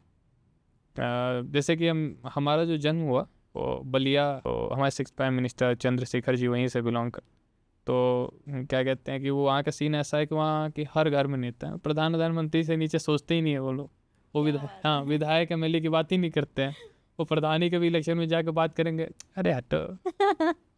ऐसा नहीं है, उनको सीधे रहता है कि वो ये कैलकुलेशन उनका बैठी है उनके साथ, तो कैलकुलेशन ऐसे करेंगे सब कि मजाक की बात कि भैया यार मान लो इतने सांसद हैं, हम इतने खरीद लिए तो बन ही जाएंगे। सोचिए ये थॉट प्रोसेस था कि भाई प्रधानी का इलेक्शन है, अरे आगे तो बनेंगे। तो सोचिए कि जहाँ का प्रधान ये सोच रखता हो कि हम प्रधानमंत्री बने, तो आप वहाँ से क्या ही आप, ठीक है। बस ये है कि मुझे थोड़ा सा वहाँ की जो डेवलपमेंट। आप क्या इस चीज़ के बारे में बोलेंगे कि यूपी में गर्ल्स सेफ हैं? प्रेजेंट में तो है, अभी हैं? प्रेजेंट में है। ओके। मुझे किस्सा याद है मैम, मैं बहुत है, मैं इसको बोलना चाहूँगा, वैसे बोलना तो नहीं चाहता था, बट आपने ये बात कही तो मैं, जब हमारी बहन कोचिंग जाया करती थी, जब हम लोग इलाहाबाद में पढ़ा करते थे, सब कुछ था, ड्राइवर लेके जाए आए सब कुछ ठीक था, लेकिन डर रहता था मैम, चौराहे पे राइफल ले करके, जो इसकी भी सरकार रहती थी उसका कोई नेता बैडमिंटन खेल रहे हैं, कोई लड़की आसपास से जा रही है तो उसने छेड़ा जा रहा है, ठीक। कभी कभी तो ऐसे भी किस्से सुने मैंने कि भाई गाड़ियों में उठा के लेते जाते थे वो। हाँ, इवन ऐसा हाँ, तो इंडिया में ही हो रहा है ऐसा, यूपी नहीं, इवन इंडिया में ऐसा चल रहा है। तो अब तो मुझे ऐसे केसेस सुनने को नहीं आते हैं। देखिए कहा जाता है, ये बात अलग है कि मीडिया कंट्रोल में, ऐसा नहीं है मैम। सोसाइटी में जो लोग हैं, अगर वो वोट दे रहे हैं सरकार को तो ऐसे तो नहीं दे रहे होंगे, पहली चीज़। दूसरी चीज़ ये कि सबकी अपनी एक रहती है कि गवर्नमेंट अपना अपना एक कुछ रोल लेके चलती है सोसाइटी में। बीजेपी का कोई भी रोल हो क्या हो मुझे नहीं पता, बस इतना पता है कि लॉ एंड ऑर्डर उसने कंट्रोल किया। तो मुझे है कि मेरे आज भी अब मेरी बहन कहीं जाती भी है तो मुझे डर नहीं रहता है कि हाँ भाई कोई दिक्कत होगी। सेफ तो किसी की फैमिली के लिए सबसे बड़ी चीज़ यही होती है कि भाई उनके घर की बच्चियाँ सेफ, सेफ, हाँ एग्जैक्टली। बच्चे उनके सेफ रहें तभी वो कुछ काम में भी मन लगता है। अब बंदा ऑफिस में बिजी है और उसे ये चिंता रहे कि यार कोचिंग की टाइम हो रही है और किसी एक इंसान को जो है, समझ रहे हैं आप, तो उस हद तक तो बहुत सुधरा है। तो जो मैंने ऑब्जर्व किया मैं उस सेंस में कहूँ तो हाँ भाई बहुत इम्प्रूव हुआ है लॉ एंड ऑर्डर। अब देखिए जब इतना बड़ा देश है और उसमें ये सोचा जाना कि एकदम पॉइंट टू पॉइंट सब सही हो जाए तो समय लगेगा। और समय के साथ साथ अब देखिए मान लीजिए कि गवर्नमेंट ने कोई इनिशिएटिव्स लिए तो फिर गवर्नमेंट तो इनिशिएटिव्स ले रही है, लेकिन जो गलत करने वाले हैं वो तो गलत अपना करेंगे ही। आज मैंने सोसाइटी के ऊपर कुछ भी लिखा है, सोसाइटी को कुछ हम समझाना चाहते हैं तो हम पूरे सोसाइटी को थोड़ी चेंज कर पाएंगे। हम तो चाहते हैं ना कि 10 लोग भी अगर पढ़ते हैं तो 10 लोगों का जो भी चेंज आए उनके लाइफ में वो सोसाइटी को इस नज़रिए से देखें तो 10 लोग थोड़ा तो इम्पैक्ट डालेंगे। थोड़ी इंसानियत तो कम से कम कहीं ना कहीं बची रहेगी ना कि हाँ भाई सोसाइटी को ऐसे लेकर चलना है, कैसे नहीं चलना है। तो लॉ एंड ऑर्डर के मामले में प्रेजेंट में तो हाँ यूपी बहुत अच्छी है, मेरा मानना है कि बहुत अच्छी है। चलो अच्छी बात है। जी और यूपी क्या इवन पूरे इंडिया में ही लड़कियों को लेके विमेंस को लेके सेफ्टी होनी चाहिए, राइट। और ये लॉ भी रखना चाहिए कि हाँ भाई कि लड़कियां कहीं भी अनसेफ फील ना करें, इवन पूरे इंडिया में कहीं भी। जैसे हम सुनते आ रहे हैं रेप के केसेस बहुत ही ज़्यादा बढ़ते जा रहे हैं और आई डोंट नो कि कहाँ क्या चल रहा है, क्यों। वो उसके पीछे कारण है पेरेंट्स, पेरेंट्स बिल्कुल पेरेंट्स कारण। कैसे? आपकी लड़की रात में जो है बाहर जाती है आप उस पर इतना रोक टोक लगाते हैं, आपने कभी लड़कों के लिए लगाया है? हाँ आपके पास अर्निंग आने लगती है तो भाई मेरा लड़का है खर्चा करो तुम, कोई दिक्कत नहीं। अगर आप अपने जो जितना संस्कार आप लड़कियों को देते हैं ना उसका अगर आधा भी अपने लड़कों को दिए रहते तो इसका बहुत बड़ा रोल जो है सोसाइटी को अच्छे राह पे लेकर जाता। लेकिन हाँ भाई लड़कों को रोकना है क्योंकि वो तो लड़के हैं। माओ का भी है। एक चीज़ जान लीजिए कि जब मैंने राजस्थान की बात कही कि उनके माओ ने जो संस्कार दी उसकी वजह से इतने अच्छे राजा निकले, इतने अच्छे कल्चर सेवियर्स निकले। तो जिस समय से माओ ने ये यूट्यूब और इंस्टा पे इन्वॉल्व हो गई ना, संस्कार देना छोड़ दिया अपने बच्चों को, उस समय से पतन शुरू हो रखा है। तो आप अगर बच्चों को ज़्यादा प्यार भी दे देंगे ना, आप उन पर रिस्ट्रिक्शंस नहीं लगाएंगी तो फिर कहानी ख़त्म है। अगर आप हम लोग इतने बड़े हो गए हैं, हमारी माता जी आज भी भाई वो उनका रहता है क्या, उनका सिंपल है कभी कॉल पे बात हो तुम्हारी कोई गर्लफ्रेंड नहीं, अरे है अरे नहीं बेटा, तो उनका सिर्फ है कि अगर कोई हो तो यार अंत तक रखना रिश्ता, ये ना हो कि हाँ, क्योंकि फिर आपकी एक बहन है, उनका ये कहना है कि आपकी एक बहन है, अगर आप किसी के साथ गलत करेंगे तो आप वो गलती सहने के लिए फिर तैयार रहिएगा। तो ये संस्कार जो हैं पेरेंट्स को पहले तो अपने बच्चों को देना चाहिए कि हाँ भाई करने से पहले ये याद रखना कि अगर आपकी बहन के साथ हो तो कैसा रहेगा। और ये सिर्फ माँ ही कर सकती हैं, बचपन से अगर आप नहीं सिखाएंगी तो फिर आप कितना भी कोशिश कर लें, वो एक एज होता है मैम 25-26, उसके बाद इंसान कितना भी कोशिश कर लें जो थॉट प्रोसेस लेके चल रहा है उसके बाद वो अपने आप को नहीं बदल सकता है। वो जिससे चल रहा है सिर्फ उसी से ही चलेगा, फिर वो आप कितना भी कोशिश कर लें कि हम बदल दे रहे हैं इसको, वो नहीं बदलने वाला। चलिए अभी हम यहाँ पे बात कर लेते हैं थोड़ा जेंडर इन इक्वलिटी के बारे में, राइट। तो जैसे कि आप भी जानते हैं, हम भी जानते हैं कि इंडिया में जनरल इन इक्वलिटी बहुत ज़्यादा है, राइट। देखिए थोड़ा सा आप अपने व्यूज़ थोड़ा दीजिए और आपकी बुक में ऐसा क्या डिस्क्राइब किया है आप? देखिए बुक डिस्क्राइब तो मैं नहीं कहूँगा वरना लोग पढ़ेंगे नहीं, बट हाँ मैं कुछ की पॉइंट्स बताऊँगा। हाँ देखिए जेंडर इनक्वालिटीज़ की जब हम बात करते हैं तो हमें ये देखना चाहिए कि ये कब से चलती आ रही हैं। चीज़ें पुरानी भी रहीं लेकिन कितनी पुरानी है, लोगों ने ये एक्सेप्ट कर लिया ना कि यार ये तो बहुत समय से नहीं, वो इनक्वालिटीज़ नहीं थी, वो जो आई थी वो रिवॉल्यूशंस थे उस टाइम में, कुछ प्रॉब्लम्स को टैकल करने के लिए, कुछ चीज़ों को समझने के लिए। बट क्या हुआ कि वो धीरे धीरे फिर उसमें चीज़ें इन्वॉल्व हो, फिर वो इनक्वालिटीज़ के ऊपर आ गया। अब जो है जब इनक्वालिटीज़ आई तो उसके पीछे का कारण ये था कि सोसाइटी जो है अपनी एक लय में चल रही थी, सबको अपने काम बते हुए थे। जब हम मनुस्मृति की बात करते हैं ना तो हम बहुत उल्टा सीधा बोलते हैं कि उन्होंने कोई कास्ट नहीं बांटा था। मनुस्मृति ढंग से पढ़ी जाए तो पता चले कि वो डिवीज़न था, वो मेरिट बेस पे था। आपके काम के जो मेरिट होंगे उस बेसिस पे आपको वर्ण सिस्टम में बांटा जाता था, ठीक है। अब क्या हुआ कि लोगों ने अपने फ़ायदे के लिए उसे कास्ट का सिस्टम बना लिया कि भाई ये कास्ट है, इस पे ही आपको चलना पड़ेगा, क्योंकि उन्हें उससे फ़ायदा हो रहा था। आज गवर्नमेंट चाहती तो क्या कास्ट सिस्टम ख़त्म नहीं कर सकती थी, लेकिन अगर वो कास्ट सिस्टम ख़त्म कर देगी तो फिर सरकार कैसे चलेंगी? उन्हें डिवीज़न चाहिए ना सोसाइटी में।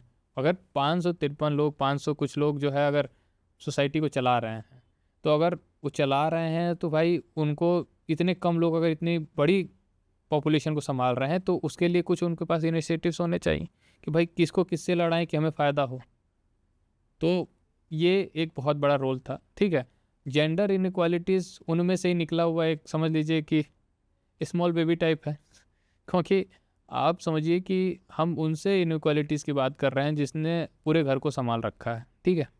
जिसके आने से घर आगे बढ़ता है, आपके वंश आगे बढ़ते हैं, और हम उनको अब ये लेके चलें कि भाई हाँ भाई उनको साइड कर देना है, उनको छोटा समझना है। कैसे छोटा समझना है? आप ये बताइए कि अगर वो नहीं रहती तो क्या आप चला पाते अपने समाज में, कोई इमेज बना पाते? अगर वो फैमिली नहीं संभालती, अगर कोई औरत फैमिली ना संभाले, पूरे देश की बात कह रहा हूँ मैं, कोई भी इंसान आगे बढ़ के दिखा दे, नहीं बढ़ सकता है भाई। तो इनइक्वल कहना तो गलत है पूरी तरीके से। और दूसरी चीज़ ये कि देखिए सबकी बॉडी कैपेसिटी होती है, तो उस समय में ना क्या हुआ, जब पास्ट टाइम की बात करें हम लोग, तो जिसकी जैसा बॉडी हुआ करती थी, इन द सेंस कि जितनी कैपेसिटी होती थी बॉडी की वैसे काम दिए जाते थे। तो जो मैन जो होते थे मस्कुलर होता करते, सोशोलॉजी में इसके बहुत अच्छा रिसर्च भी है, टॉपिक्स टर्म्स भी हैं। तो जो मेल हुआ करते थे वो बस तो उनका जो है बाहर का काम था कि भाई आप जो है जाइए और बाहर से अर्निंग करके आइए। औरतों का जो काम था वो था कि एडजस्ट करें, फैमिली को अच्छे से अपब्रिंगिंग दें, प्लस सोसाइटी में जो है अपना जो बच्चों का जो है कि रिलेट करा पाए सोसाइटी से कि हाँ भाई समाज में कैसे आपको आगे बड़े होकर क्या करना है क्या नहीं करना है। तो जिसका एक सबका रोल वही था। औरतों का भी रोल था सोसाइटी में अच्छा इम्पैक्ट लाने का, और एक सोशल ऑर्गेनाइजेशन है मैरिज, उसके थ्रू आप वर्क कर रहे हैं। अब आप उस ऑर्गेनाइजेशन में अपना रोल प्ले कर रहे हैं, हाँ अपना रोल प्ले कर रहे हैं। अब आप उस रोल में कहाँ फिट बैठते हैं वो आपके मेरिट बेस पे है, ठीक है। अब मेरिट बेस क्या कहेंगे, मतलब वो आपका खुद का एक बॉडी नेचर है, उस पे है आपका। अब लेकिन ये चीज़ है कि जब आप यूएस में आप जाते हैं ना, यूएस में भी ये चीज़ें हैं कि यूएस में जाते हैं तो कुछ ऐसे, इंडिया में भी कुछ ऐसे ट्राइब्स हैं जिसमें उल्टा होता है।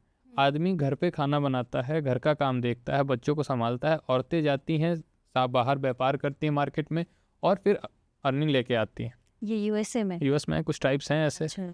और क्या कहते हैं, इंडिया में भी ऐसे कुछ ट्राइब्स हैं जहाँ पे फीमेल डोमिनेंट सोसाइटी है, ठीक है। वो ठीक है कि हमारे यहाँ मेल डोमिनेंट सोसाइटी मासेज में है तो इसलिए हम लोग को लगता है कि हाँ यही होगा, नहीं। सोसाइटी बहुत अलग अलग टाइप से हैं। आप देखने का ये है कि लोग एक्सप्लोर नहीं करते। आप एक्सप्लोर कीजिए, समाज को समझिए, उसके बाद आपको समझ में आएगा कि हाँ भाई इनइक्वालिटीज़ जो हम लेकर चल रहे हैं ऐसा नहीं है। अगर फीमेल भी डोमिनेंट रहती हैं और अगर वो सही वे में वर्क कर रही हैं तो सोसाइटी बहुत अच्छे से चल सकती है।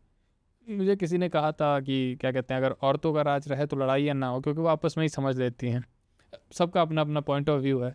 कभी कभी तो लगता है कि ज़्यादा हो सकती हैं लड़ाइयाँ, तो ठीक है। बट हाँ क्या कहते हैं, मुझे ऐसा मानना है कि इनइक्वालिटीज़ की बात तब तक सही है जब तक आप पास्ट पैराडॉक्सिकल सोसाइटी जो है उसके आप हिस्सा बने रहेंगे। आप अलग निकलकर इनिशिएटिव्स लेंगे तो आप बहुत अच्छा रिजल्ट दे सकते हैं। इनइक्वल कहना सही औरतों के लिए इसलिए नहीं है क्योंकि वो सब कुछ संभाल रही हैं, अगर वो ना रहें चीज़ें पूरी तरह बंद हो सकती हैं।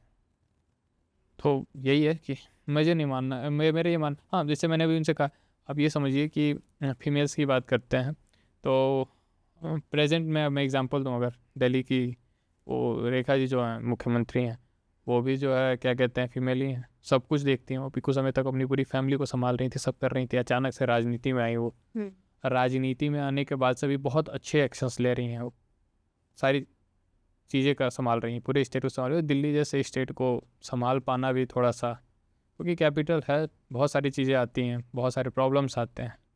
हाँ अच्छा, एक चीज़ और है कि पृथ्वीराज चौहान के समय में उनकी जो वाइफ थी, जयचंद जी की जो बेटी थी, राजा जयचंद की बेटी, तो क्या कहते हैं, उनका भी था कि दरबार में उनका भी एक अलग प्लेस था। तो दिल्ली मुझे ऐसा लगता है कि औरतों के हाथ में ज़्यादा सेफ है।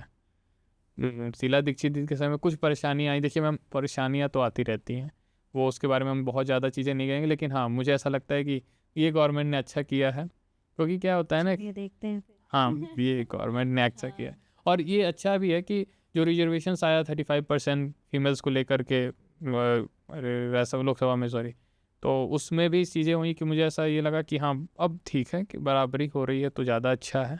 लेकिन हाँ ये बराबरी तक ही रहे तो ज़्यादा अच्छा, क्योंकि फिर क्या होगा कि चीज़ें इम्पैक्ट अलग तरीके से डालेंगी।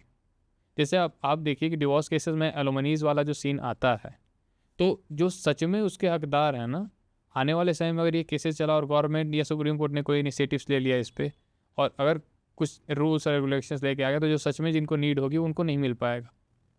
क्योंकि और अब क्या है कि मैंने बहुत सारे वीडियोस भी देखे कि जो वायरल होते हैं कि फीमेल्स जो है लेने के बाद स्माइल कर रही हैं कि भाई एलुमनीज़ मिल गए हैं, अब तो मेरी लाइफ।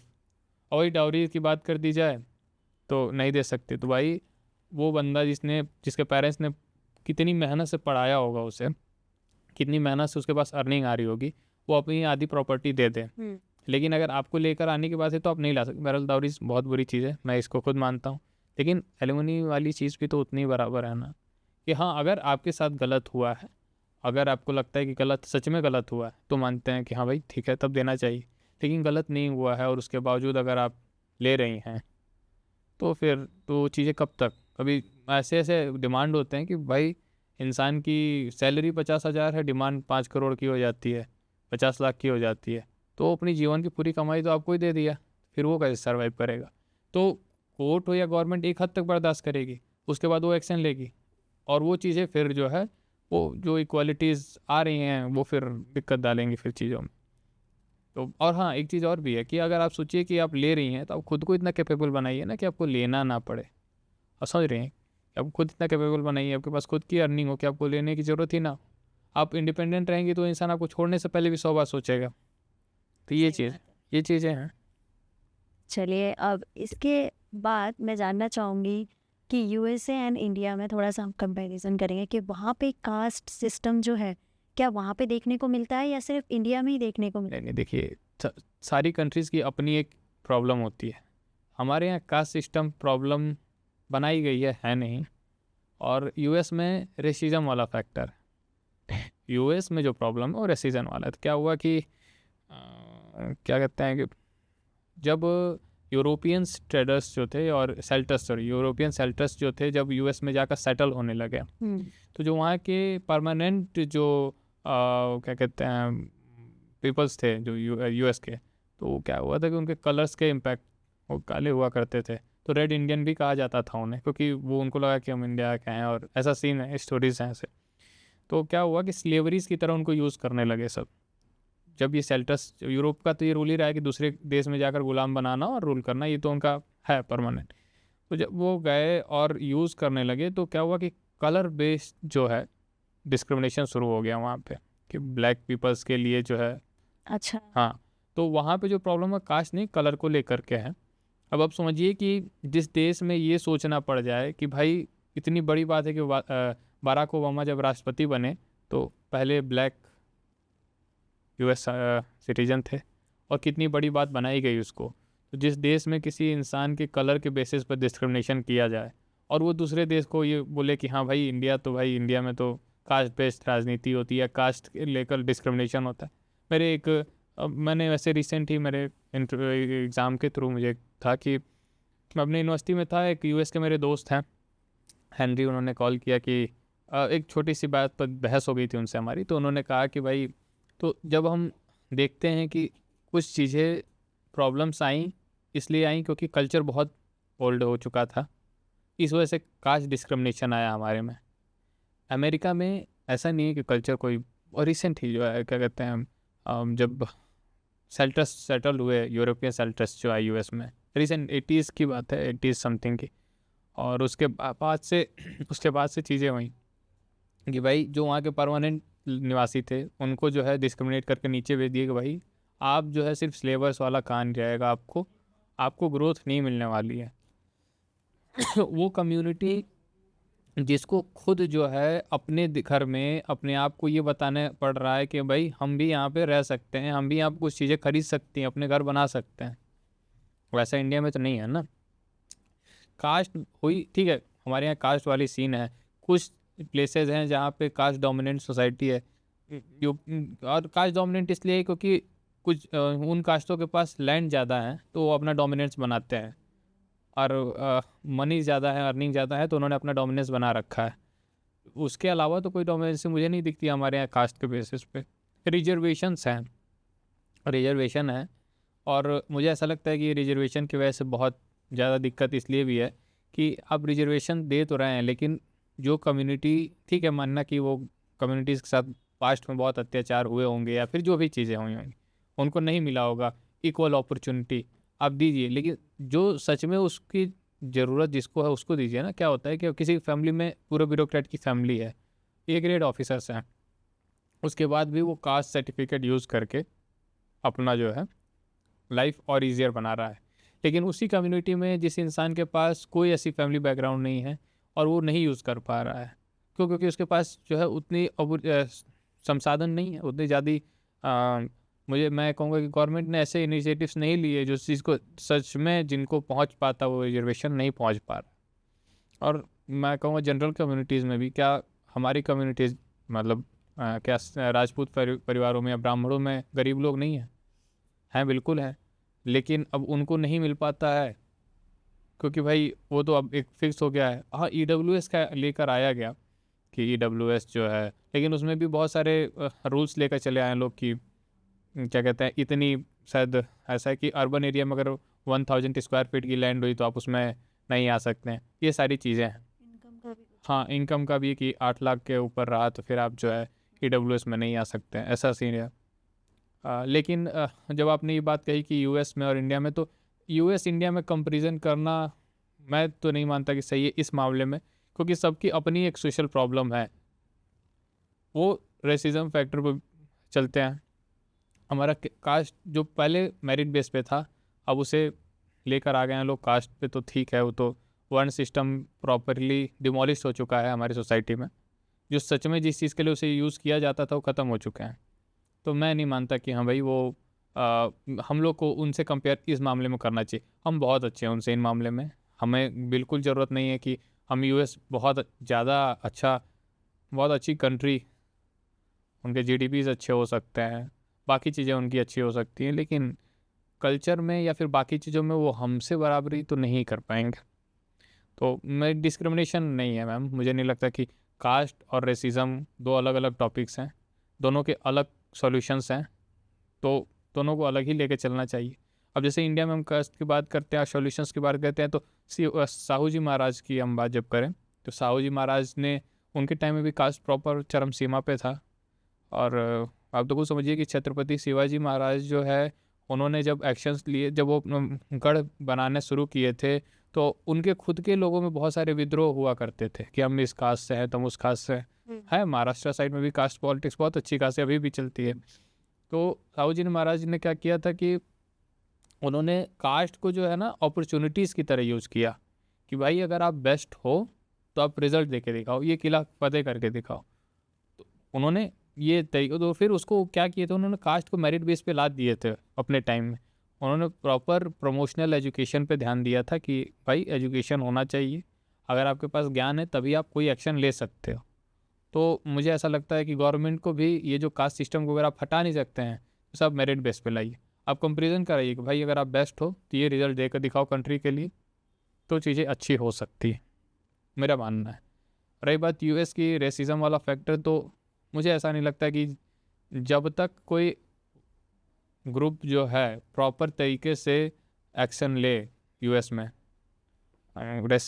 ये कलर डिस्क्रिमिनेशन पे, और वो एक्शन तभी लिया जा सकता है जब कोई पावर में प्रॉपर हो, तब तक ही आप ले सकते हैं। उसके अलावा तो आप, मेरा नहीं मानना है कि, क्योंकि वहाँ सब एजुकेटेड है, आप उनको क्या समझाएंगे। एग्जैक्टली। आप गंवार आदमी को एक बार समझाएंगे समझ लेता है, लेकिन एजुकेटेड आदमी अपनी तैस में रहता है कि भाई हम तो बहुत समझदार हैं, हमसे बड़ा कोई है नहीं, अब दिल्ली के लोगों को जल्दी कोई नहीं समझा पाता है, उनको लगता है कि अरे हम ही हैं, बाकी सब पानी कम है। हाँ, तो वही है।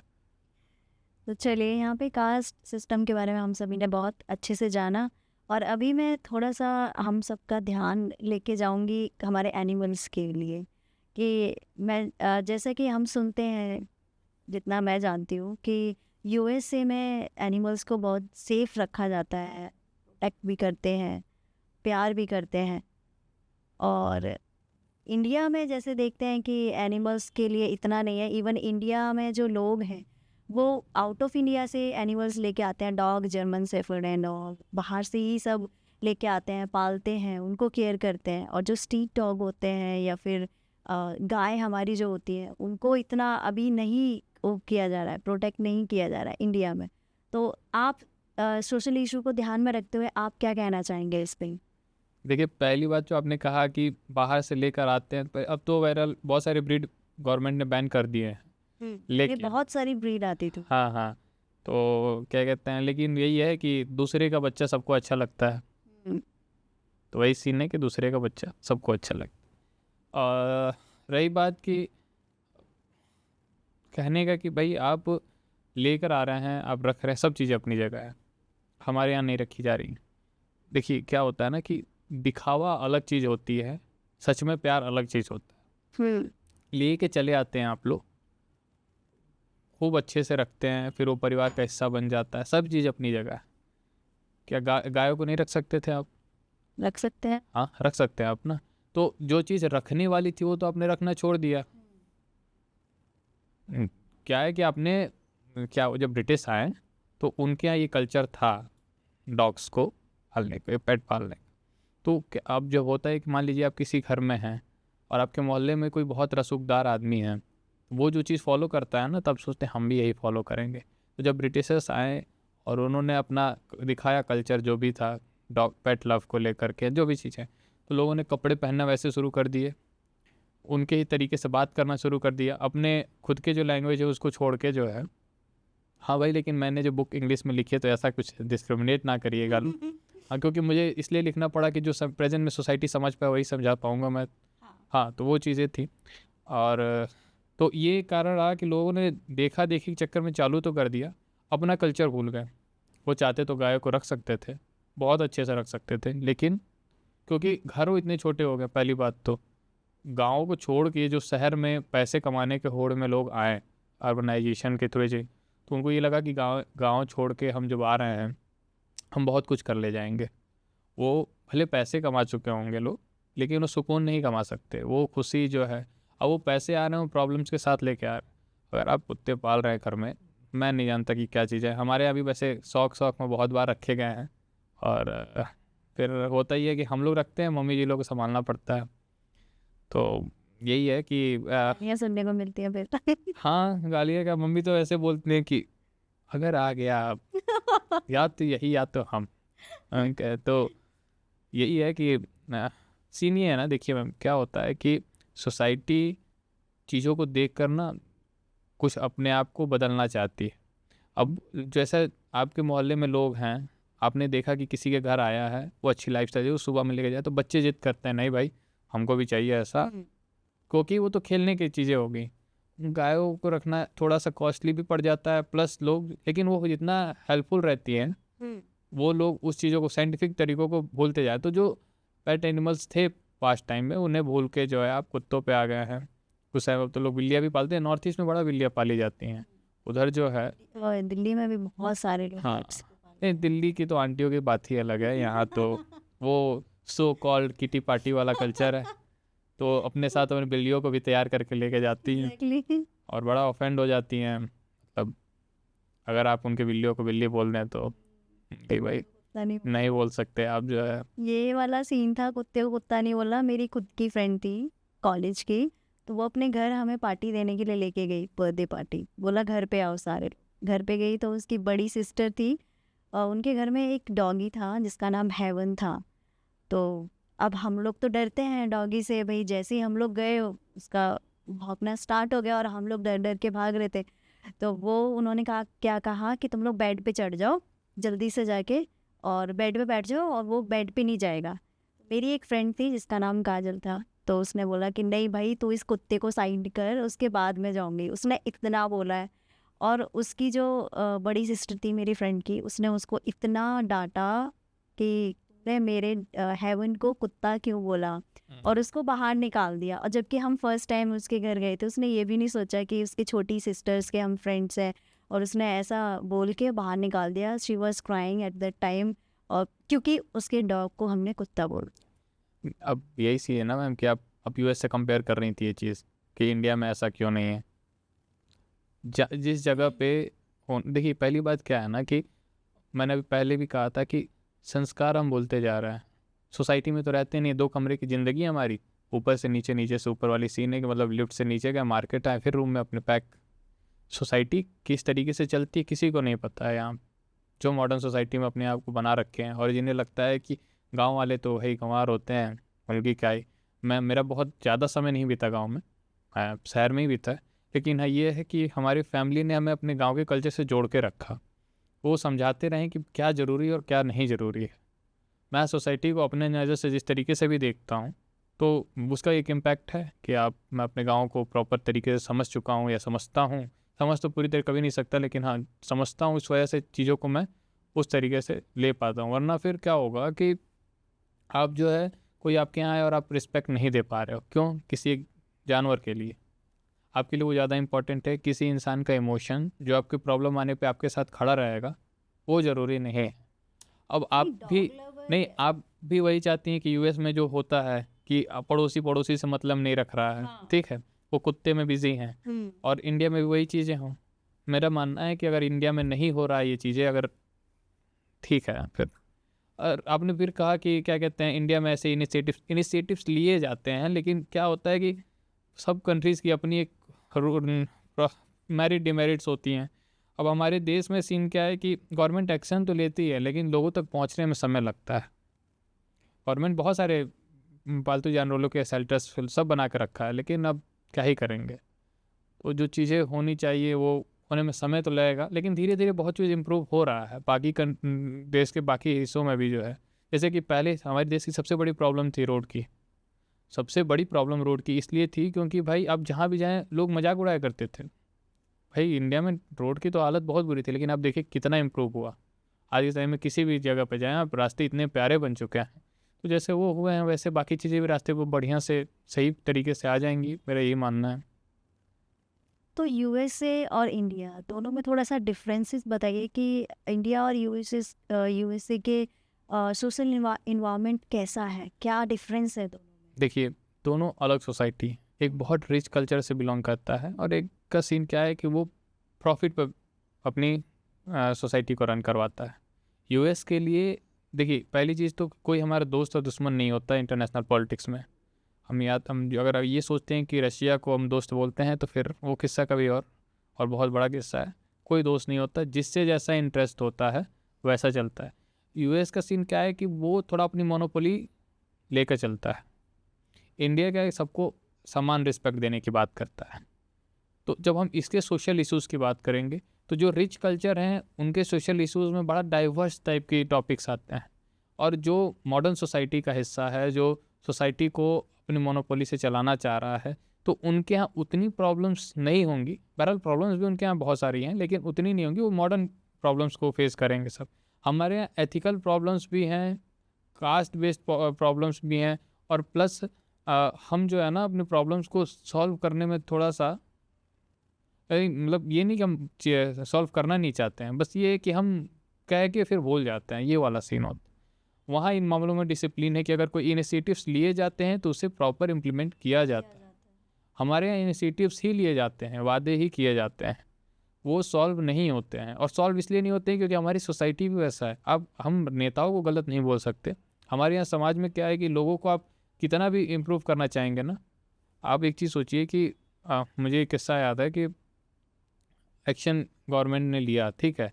मनोज सिन्हा जी जो है, गाजीपुर एक डिस्ट्रिक्ट है हमारे, तो उन्होंने बहुत अच्छा वर्क किया था अपने रेलवे के वर्क को लेकर के। उन्होंने प्रॉपर गाजीपुर बनाया, लेकिन वहाँ वो हार गए इलेक्शन।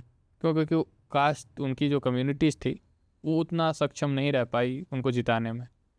तो जो जहाँ पे वोटिंग कास्ट बेस पे हो, और वो भी वो कास्ट जो पहले मेरिट बेस पे डिवाइड होते थे, यहाँ पे और वो इस तरीके से अब डिमोलिश हो चुका है वो मेरिट बेस कि अब कास्ट पे इतना ज़्यादा हम घुस चुके हैं और निकलना नहीं चाहते हैं। पढ़े लिखे लोगों का भी सीन ये है कि निकलना नहीं चाहते हैं हम लोग। हम कास्ट में इतना ज़्यादा इंडल्ज हो चुके हैं कि हम उससे बाहर नहीं निकलना चाहते हैं।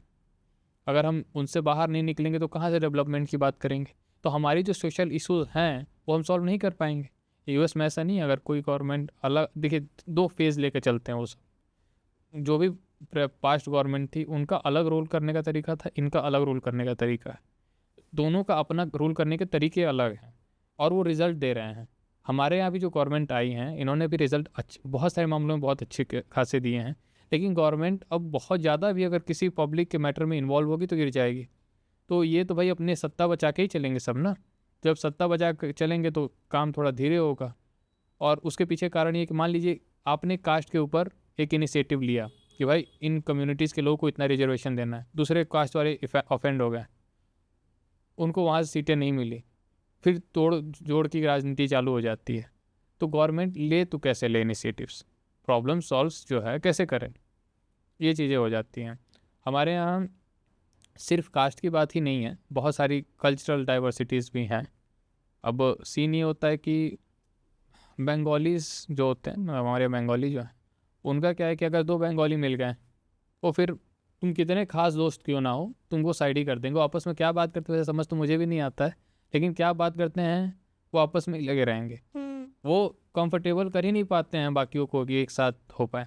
ये मेरा एक खुद का ऑब्जर्वेशन है, हो सकता है कि बाकी लोगों को गलत लगे, कि जो अवध वाला इलाका है ना, यूपी का अवध और पूर्वांचल वाला इलाका है, संस्कार तो मैंने यहीं देखे हैं, सच बता रहा हूँ। कल्चर हो सकता है राजस्थान में बहुत चीज़ें हों, बहुत अच्छे रिस्पेक्ट देते हैं लोग, सब कुछ है, मेरे बहुत सारे दोस्त हैं, सब कुछ अच्छा है, लेकिन कल्चर और कहानियाँ जो हैं मैंने यहीं अच्छे से देखी हैं।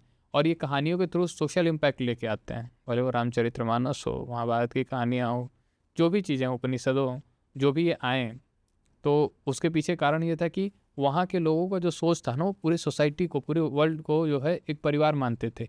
इसलिए उन लोगों ने ऐसी कहानियाँ दी, ऐसा स्टोरीज में लिखी कि जिससे सोसाइटी में इम्पैक्ट भी आया और सोसाइटी एक दूसरे से जुड़ी रहे।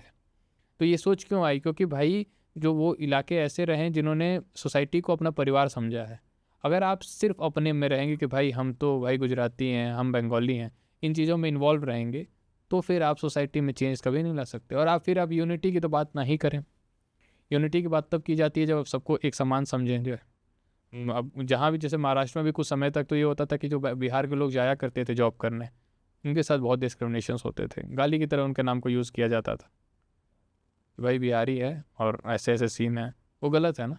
बिल्कुल। और आप कहते हैं कि आप डेवलपमेंट ला देंगे सोसाइटी में। कैसे ला देंगे? जो तुम्हारे यहाँ वर्क कर रहा है आप उसको रिस्पेक्ट दे नहीं रहे हैं और आप कह रहे हैं कि आप डेवलपमेंट लाएंगे। आप सोचिए, इकोनॉमिकल कैपिटल है महाराष्ट्र, अगर वहाँ से हट जाएं बिहार के लोग, कितना तुम रन करा लोगे अपनी फैक्ट्रीज़ को भाई, कितना अपने घर को चला लोगे? तो ये मानना है कि भाई आप अब बात कीजिए, सब कुछ कीजिए, लेकिन हाँ, आप इम्पैक्ट तब ला सकते हैं जब आप सबको एक जैसे चलाएं। और हमारे और आपके आज बात करने से चीज़ें चेंज नहीं होंगी। मेरा ये मानना है कि 10% भी लोग चेंज हो ना, तो आगे लोगों को थोड़ा सा कोशिश करें कि भाई हाँ, चेंज किया जाए, थोड़ा सा लोग समझाया जाए। अगर आपके ग्रुप में कोई ऐसा दोस्त हो जो समझे कि हाँ भाई हम ही हम हैं, तो फिर उनको समझो कि नहीं भाई हम ही हम नहीं, सबका अपना रोल रहा है, सारी आप स्टेट क्या मानते हैं, जो लोग ओपन माइंडेड हैं क्या वो सही है, या फिर जो पहले की सोच रखने वाले लोग हैं वो? देखिए, संस्कार पहले के लेके चलने चाहिए, लेकिन प्रेजेंट टाइम को लेकर भी चलना पड़ेगा। आप संस्कार लेके चलिए, आप रिस्पेक्ट रखिए, समाज को गिरने मत दीजिए, सारी चीज़ें अपनी जगह हैं, लेकिन जो प्रेजेंट सिनेरियो है सोसाइटी की उसको भी लेकर आपको चलना पड़ेगा।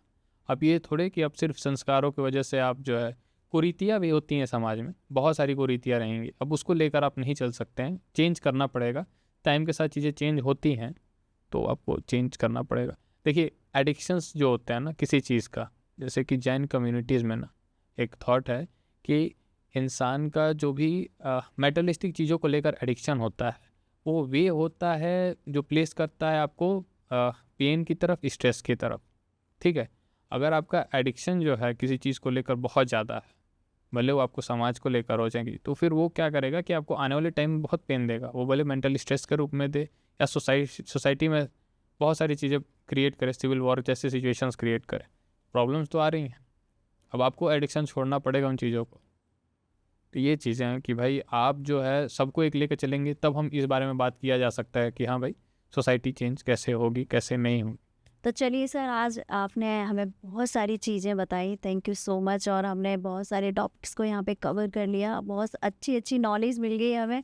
तो चलिए, अभी हमें हमारी जो ऑडियंस है वो जानना चाहती है, आपकी जो बुक है वो कब रिलीज़ हो रही है, देखिए, कब लॉन्च हो रही है?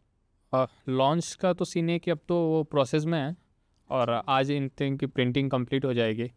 तो आई थिंक मार्केट में कब तक आ आई जाएगी? थिंक कि आज प्रिंटिंग कंप्लीट हो जाएगी तो मार्केट में जो है हार्डली 5 से 6 दिन 7 दिन के अंदर वो ऑलमोस्ट सारे, जैसे अमेजॉन, फ्लिपकार्ट या इविंग्स पब्लिकेशन के भी जाएँ, और जो ऑफलाइन स्टोर्स भी होंगे उस पर भी अवेलेबिलिटी होगी उसकी। जो तो हमारे जो रीडर्स रहने वाले हैं आपकी बुक के, थोड़ा सा उनको ओवरव्यू दे दीजिए कि क्या क्या वो टॉपिक्स कवर करने वाले हैं। देखिए, रीडर्स जो भी होंगे यूएस और इंडिया के कंपेरिजन के साथ साथ जो है ना, उनके जो बेसिक जो सोशल प्रॉब्लम है, भले वो LGBTQ के हों, सेक्सिज्म के हों, हेल्थ के हों, रेसिज्म के हों, क्लाइमेट चेंज के हों, इन सारे प्रॉब्लम के साथ इंडिया में अगर हम बात करें तो इनकम गैप की बात करें, क्या कहते हैं, कल्चरल डाइवर्सिटीज़ की बात करें, उसके बाद फिर हमारे यहाँ जो ये लेबर डिस्क्रिमिनेशंस हैं, वुमेन जेंडर इनइक्वालिटीज़ हैं, तो इन सारी चीज़ों को उसमें कवर किया गया, और भी बहुत सारी चीज़ें हैं। प्लस मैं उनसे यही कहूँगा जो भी रीडर्स हैं कि भाई आप जो है प्रॉब्लम्स तो ठीक है, आप सबको प्रॉब्लम हार्डली थोड़ा बहुत ओवरव्यू रहता ही दिमाग में, आप उसके सॉल्यूशंस ज़रूर पढ़ें और उस थॉट प्रोसेस को इम्प्लीमेंट करें जो आसपास आपकी सोसाइटी में प्रेजेंट में भी चल रहा हो, कि सॉल्यूशंस के थ्रू आप इम्प्लीमेंट करने की कोशिश करें कि उस सॉल्यूशन को इम्प्लीमेंट करने के बाद रिजल्ट क्या आ रहा है। तो ओवरऑल मैं जो प्रेजेंट में तैयारी भी कर रहे हैं UPSC की, उनके लिए कि मेंस राइटिंग के लिए बहुत अच्छा मटेरियल है, आप एक बार उसको ज़रूर प्रेफर करें। बाकी थैंक यू सो मच। बिल्कुल बिल्कुल। और देखिए, आप सभी के लिए एक बहुत ही अच्छी बुक अभी आने वाली है मार्केट में। बुक का नाम है social issues in USA and India. तो जल्दी से आप रेडी हो जाइए बुक पढ़ने के लिए। बहुत सारे नए नए टॉपिक्स आने वाले हैं, आप सभी को बहुत अच्छी अच्छी नॉलेज मिलने वाली है इस बुक के थ्रू। हम जानेंगे हमारे हिस्ट्री के बारे में, सोशल इश्यूज़ के बारे में, कल्चर के बारे में, USA एंड इंडिया सब के बारे में जानने वाले हैं। I am so excited. I think आप सभी लोग भी एक्साइटेड हो चुके होंगे। तो चलिए देखते हैं कब बुक आएगी और कब हम इसको पढ़ेंगे। ठीक है, thank you so much sir, आप हमारे साथ आए। थैंक यू बस। एंड आगे भी अगर आप आएंगे और भी नई बुक्स आएंगी तो प्लीज़ हम आपको इनवाइट करना चाहेंगे हमारे स्टूडियो पे, अगेन DMC पॉडकास्ट चैनल पे आपको हम फिर से इनवाइट करना चाहेंगे। Thank you so much, nice to meeting you. And हमने बहुत बहुत अच्छा अच्छा सीखा। Thank you so